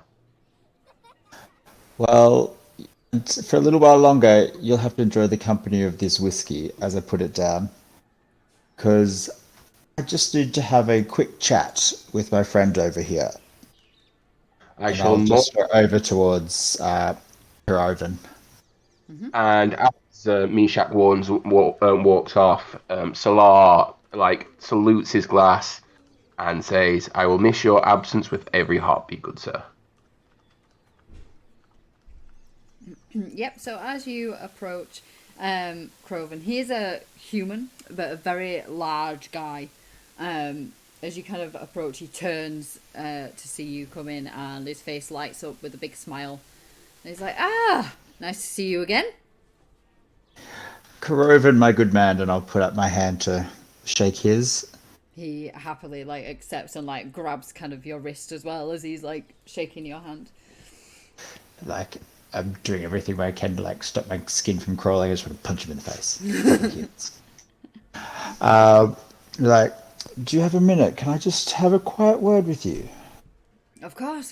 And he kind of indicates to move to one side where there's some booths that are empty. So he kind of moves you over to that area.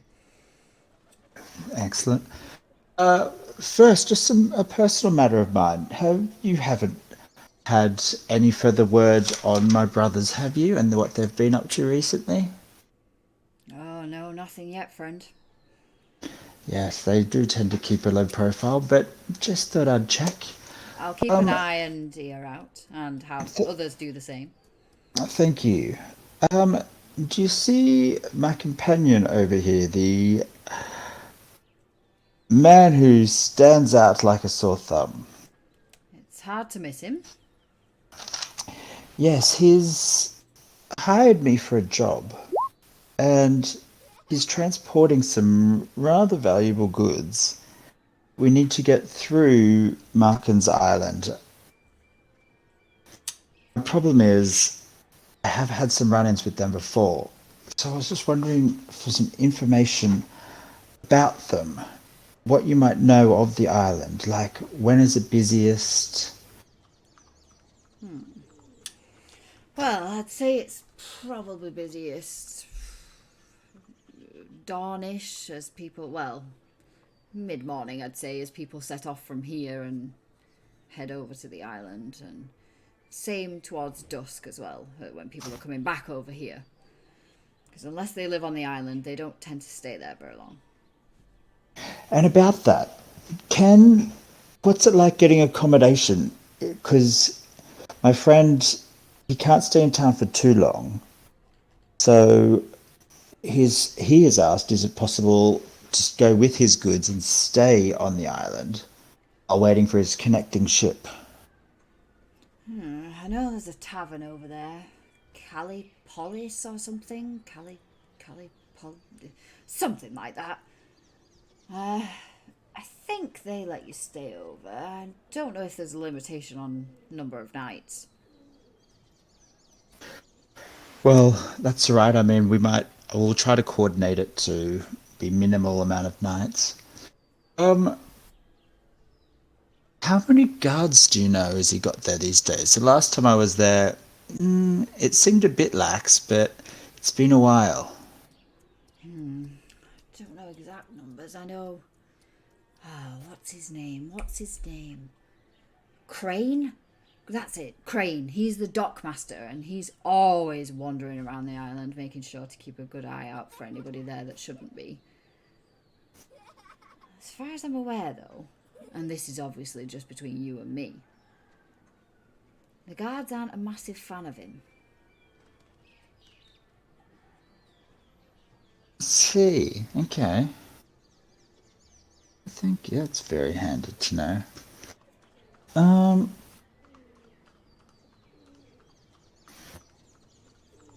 How much attention would it draw amongst the men on the island if they found out I was transporting some reasonable valuable cargo? Because I don't want to draw too much attention.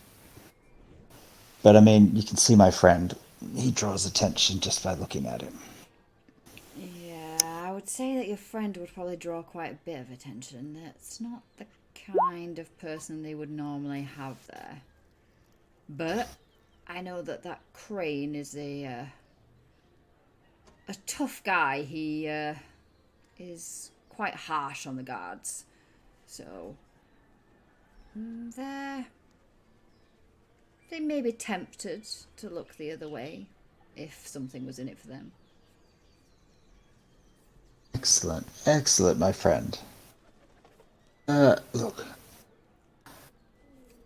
I don't want to keep my companion in here too long because I'm not sure he can handle himself very well.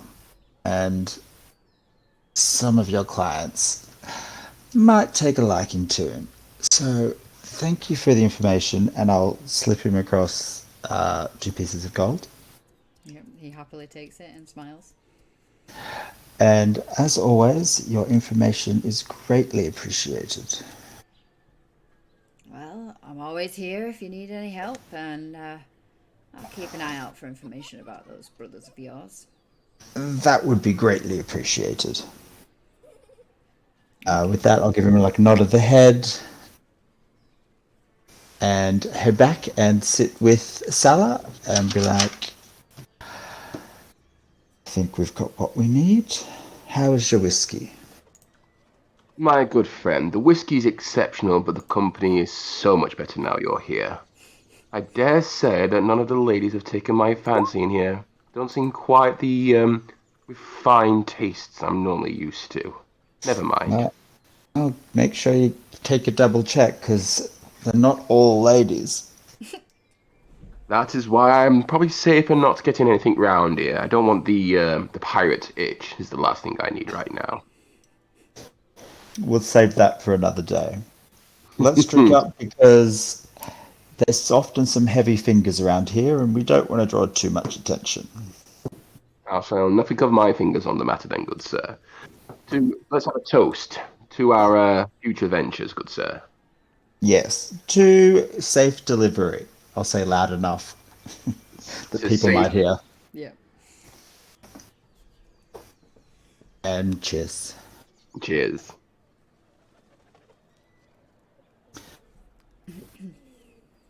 And then I guess we'll start making our way back. Indeed, old sport. And I'll be, as once we're outside, I'll be sharing the information with Salah that I got off Kuroban. Excuse me. Okay, yeah. So assuming that Vic and Rico were going to head back to the warehouse as well. Yeah, I mean, yeah, probably. You would probably be arriving at a similar kind of sort of time. So possibly Vic and Rico would arrive a little bit faster, and then Salah and Mishak would kind of amble up their way up. Jem is still kind of just sulking around in the warehouse. Like, he's moved all the boxes he needs to move now. He is aware of the fact that he's been told that he's going to need to go with you, and hasn't been told yet whether that is still happening or not. So he's kind of just lingering around, like just like sitting on a box, and then he gets a bit bored of that, so he'll like stand up and walk about a bit, and then straighten up another box, and then sit on the floor. And it's just kind of like he clearly has absolutely no idea what to do with his time. He's just wandering about.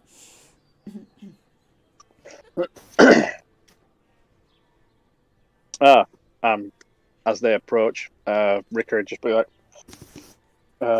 it's all right, don't worry. I know, you got trodden on, I know, Jesus. I don't want to talk about it. God, Mishak, the It's grumpy fine. old man is very annoyed. He's very annoyed. Some fucker It's stood on him. fine. Anyway, I found out, as long as we pay our way over there, we should be able to get over there, and they let us straight on the island. There's plenty of people for us to blend in with, so it's not like it's going to be looking weird for a few new faces. And as long as we are transporting something, I don't know, stolen, they will be interested in letting us have entry to the island to sell said stolen goods. I highly recommend, though, that we keep the half-orc nearby on a rowboat to get us the hell out of there if it goes to shit. Gentlemen, may I suggest? Sorry to interrupt, my good Mishak. You said something stolen, perhaps. Agreed. And at this, Salah kind of looks at Jem with a curious eye. He says, would that include labour services as well, perhaps? I'm pretty sure the goblin lady... Did she Oh, I'm not not- say that she'd liked her member of staff? I'm not saying we get rid of Jem. I've taken quite the small liking to him myself. But if we were to present such a fine specimen as a potent for sale, I imagine that we could easily gain access to the island while having additional physical support if it is needed. No. He's not part of this mission, and if we involve him and something bad happens to him, we are all responsible, right? I think that's a good idea. It was just a thought, but fair enough. I think we should just use him as a getaway just in case it goes to shit.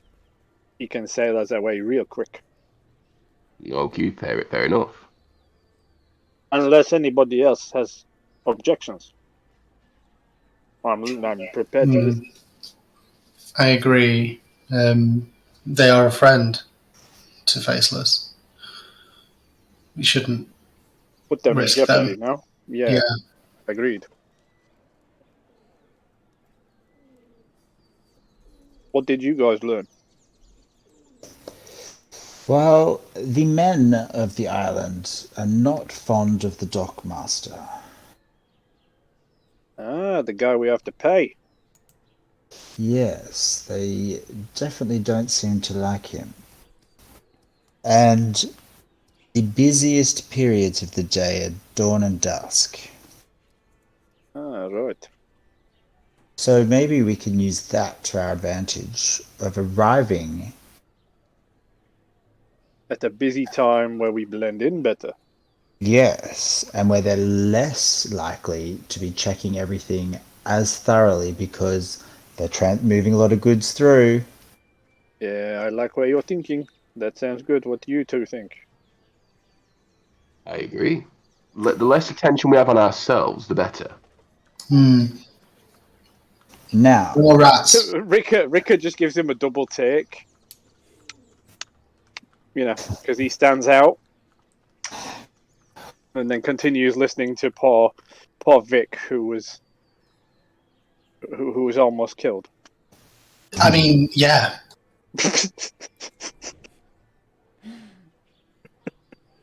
First damage of the campaign. true. Now, they're going to be transporting all kinds of cargo through here. I mean, as long as we stick a valuable sticker on the side of the box. They don't know. Yes, but they may also need to see within the boxes. Maybe we could just steal something valuable now, borrow it or whatever, and use that.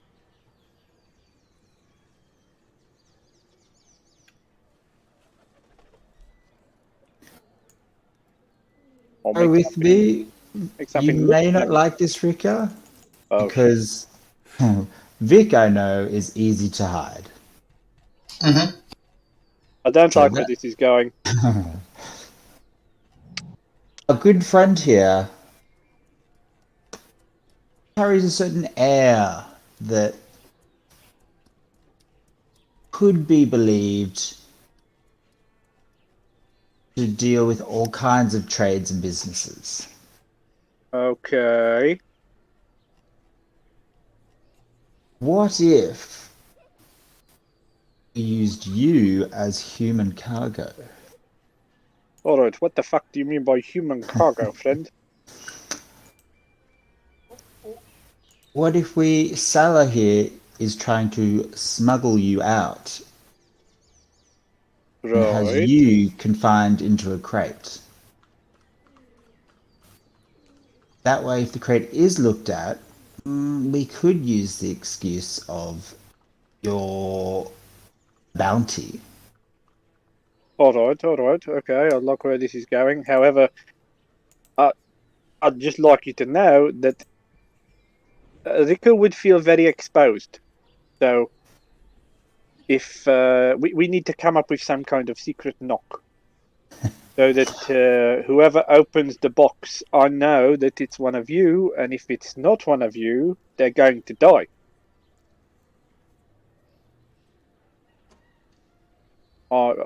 Rick is not dying in a box. No, of course not. We would never let that happen, my friend. No matter how new you are. Neither would fucking Ricker. Ricker's not going to let that happen. Okay? Anyone opens that box and it's not one of you, dead. Oh, we'd be hoping there isn't the opening of the box. Shotgun to the face. Very loud. Big bang. Okay?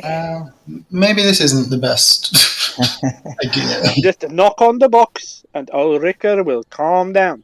And but also, and all smiles. It would be opening the box with us there. So nothing would happen. We would look down, see you restrained. We would have to explain. Restrained? Whoa. Where the fuck did we... That's a new one. Okay, first we said in the box, now the dwarf is tied up. Is there any more surprises that you want to tell old Ricker? Maybe just one more. Oh, Christ. And gagged. Oh, the gods. What? Well, you do talk a lot. I find that offensive. Look, loosely restrained so that it looks like you were restrained, but you just slip your hands out, you're not restrained at all. It needs to be a visual illusion to whoever looks in the box, thinks that you're in there going, ooh. All right, I get that point. Yeah, because you're human cargo. We're smuggling you out. And because of that, you must be kept in the room with Salah. and I, as his whatever title we're coming up with, me is escort. I would agree with escort. That seems plausible to me. I don't know. Oh my, I understand. There is a tavern on the island. We then I hope to God there is. we then have a room at the tavern, which we could maybe stay at for 1 or 2 nights. Using Am that I time. still in the box? No, once we're in the room, we can slip you out. Thank you. Bundy can then do some scouting around the island for us, unseen, tracking movements. I can make Second some night, devices to help us get out of there. Exactly, you can be prepping in the room. And the second night, or third, if we can push it to 3, is when we make our move. All right, it sounds good. We just now need to get the name of a ship coming to collect items so that we can use that as the reason why we're staying, waiting for a ship to arrive. I think I've noticed one small problem in the plan. You're not that small. Like Rika just stares. Rika just stares at you like you don't know whether to hit you or to smile because that was quite like brazen. And he's just like, no. The problem is the harbour master. I have a funny feeling the easiest way to solve this problem is to solve him by the sounds of it. If we take out the target, I reckon we take the harbour master as well, stick them both in the box, and leave with them. No bodies, no traces.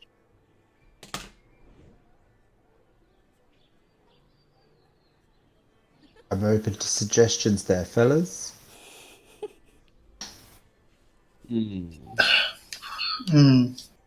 I feel as though we would probably have a better idea of what our next moves would be once we're actually on the island. Good point. Yeah, to be honest. Point. And they won't be expecting Vic because he has snuck on in the guise of a spider or some small insect. You could be a mouse. Or a mouse. So, and then you're viewed as, assuming they even look in the crate, you're viewed as cargo / hostage, which we there slip extra money to say this has not been seen. But just make sure that you, I don't know, kick the box or something, so I know that it's going to be open just for a normal inspection. Sure, we'll just be like the old side tapper. Yeah. Not much in here kind of thing. I guarantee you, otherwise I'm going to think that there's the worst happened, and I'm going to just start blasting. And Also, that's not going to be good. It is just a box. You'll be able to hear us talking outside saying, you really don't want to look in there, or good sir, because it's very precious cargo. Oh, thank you. I We could appreciate even it. put some holes in it for you, my good friend, if it makes you feel better. Some breathing holes so you can have a look through. Oh, right. Now all of a sudden I feel like a little puppy. The box. Not quite as cute as one, I'm afraid. All right.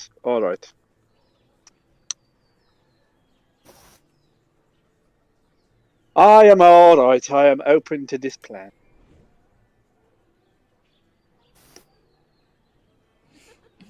Yes, I'm down. Then we're in agreement.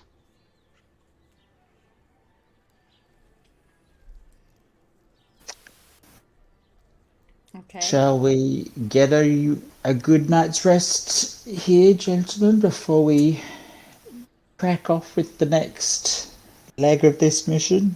It sounds like a good idea, but I'm not sleeping in the same bedroom as Salah. My good friend, you are not my type, therefore you have absolutely nothing to fear from me. Oh, thank the stone, but I'm not going to sleep in the same bedroom. Be as it may. Okay. So, are you sleeping in the warehouse, or are you? Yeah, I'm a bit curious Yeah? about this too. I feel I like think we feel might like ask Shrilt if there is can or a safe room. guild lodgings. Yeah. Faceless friendly, FFs. Somewhere where we can actually sleep. Okay.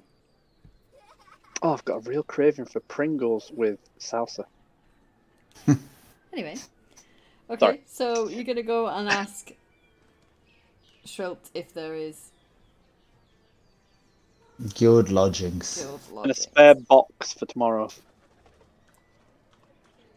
Okay. Alright, yeah, sure. So Dwarf Shrilt size. kind of is still upstairs, so I'm assuming that someone is gonna go up there and talk to her again. Brave soul. I'll head up. Yeah, Rick is not going up there.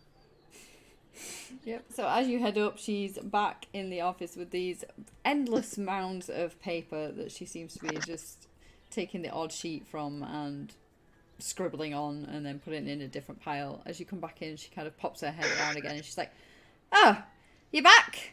Yes? Can I help you? Yes?" Yes, we're back again. There has been a slight delay to our plan. And we now do require lodgings. It is... Where is... Could you point us in the direction of some guild-friendly accommodation? She kind of goes, like, stares at you for a minute and then goes, "Pah! Guild friendly. It's not like they go, oh, this inn over here is for the faceless lot, those murderous assassins. There's lots of taverns in town. Just go to one of them."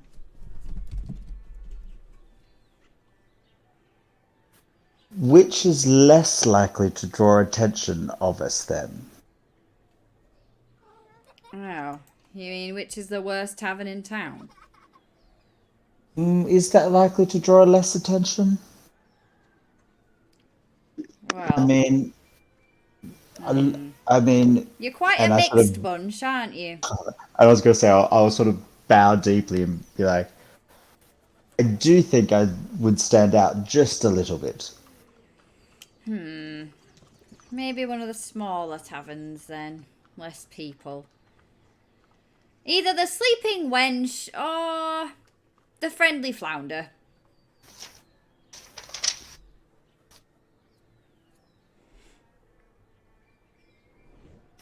And one final request for tomorrow. Would we be able to again make use of Jem and have him throw us out to the island? Wait, I thought you were already doing that. Well, we were going to do it today. Slight delay in plans. A few things have popped up, so we need to spend a night, coordinate a few more things, and then make our way up tomorrow. Sure, yeah, whatever. Just bring him back unharmed. He will not leave the boat, I assure you. Well, if that's everything, I'm busy here.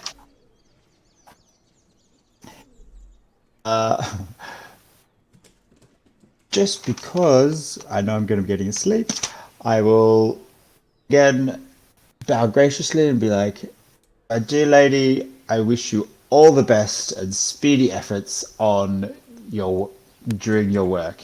And Bardic Inspiration. Nice. Thank you. She's like, "Oh, well, it's very nice. Well, you're welcome here anytime." Nod and head back down to the others, tell them about the two venues. And almost suggest it might be worth staying in the two groups from today and going to the two venues. Because if someone sees Rika with either Salah or I, that could put a kink in the plan tomorrow. It might be Yeah. a better idea if Ulrika stays here. We could put you in the crate already. All right, Mishak. That's taking the piss now. Might be an Well, idea if I stay here, keep an eye on things, and just guard my box, as it were. you could Because even everybody is start going testing to out the see- gag. No. Everybody is going to see you guys in the town and then on the island. That would make more sense. Like you say, if they see Ulrika with you guys, that is gonna cause problems. Agreed. So at the moment, it's best I disappear. I've already been into town once. Anybody else sees me, nobody's going to believe it.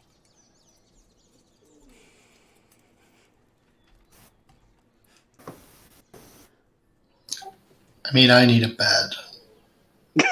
So we could just go to separate Can't you turn into one? pubs. No, that good. We could go to separate locations. Because I'll That be. was my suggestion. I thought you Yeah. guys could go to the Sleeping Wench and we could go to the Friendly Flounder.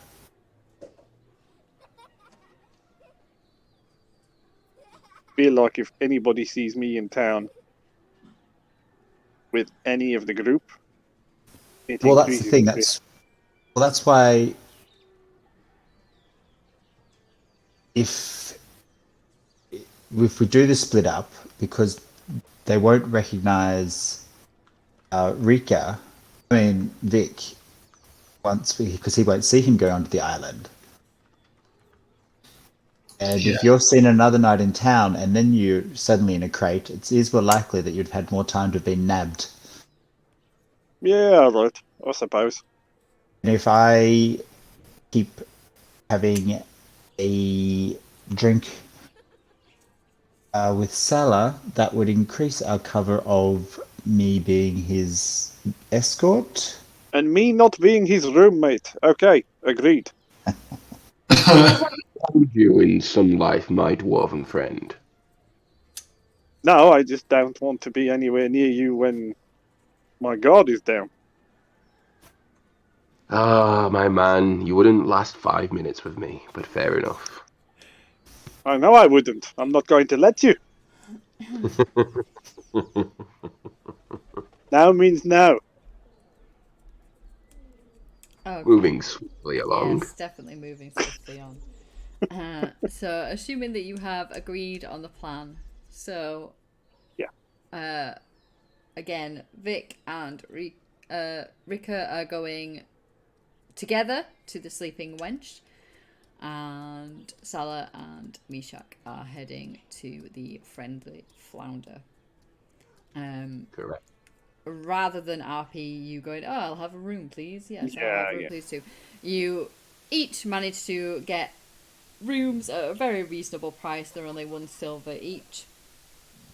Both of the taverns are actually quite small, very, very quiet compared to some of the other ones in the dock ward of Waterdeep. And you find a quite comfortable actually, a lot more comfortable than where you stayed on the way here, bed for the night, and that is where we will end this time's session. What was that noise? Yeah, we finally had an episode. It's happened. Happening. Roz, I'm so sorry, Roz, that you got stood on. I mean, I would expect nothing less, to be honest. I'm so sorry. Oh god. I should have had you transform outside the door and just jump in my pocket or some shit, you know? I didn't think. It's all good. It's my fault. It's all good. It's my fault. I'm just going to be the bloody rock boy, aren't I? Yes, pretty much. It's alright, apparently, I'm already the person that talks too much. I am off my meds, but still, You're our first hostage, so... Fuck. Yeah. Yeah, first, yeah. As long as I'm not the first dead hostage. No, I don't think you will be. I know I won't be. That box will explode and I'll just come bursting out of it, shooting everything. Nice. I really enjoyed that, lady. It was a great session. Thank you very much. I think you enjoyed it a bit too much. Agreed. I'm glad you enjoyed What are it. you implying there, Dex? What are you implying there, Dex?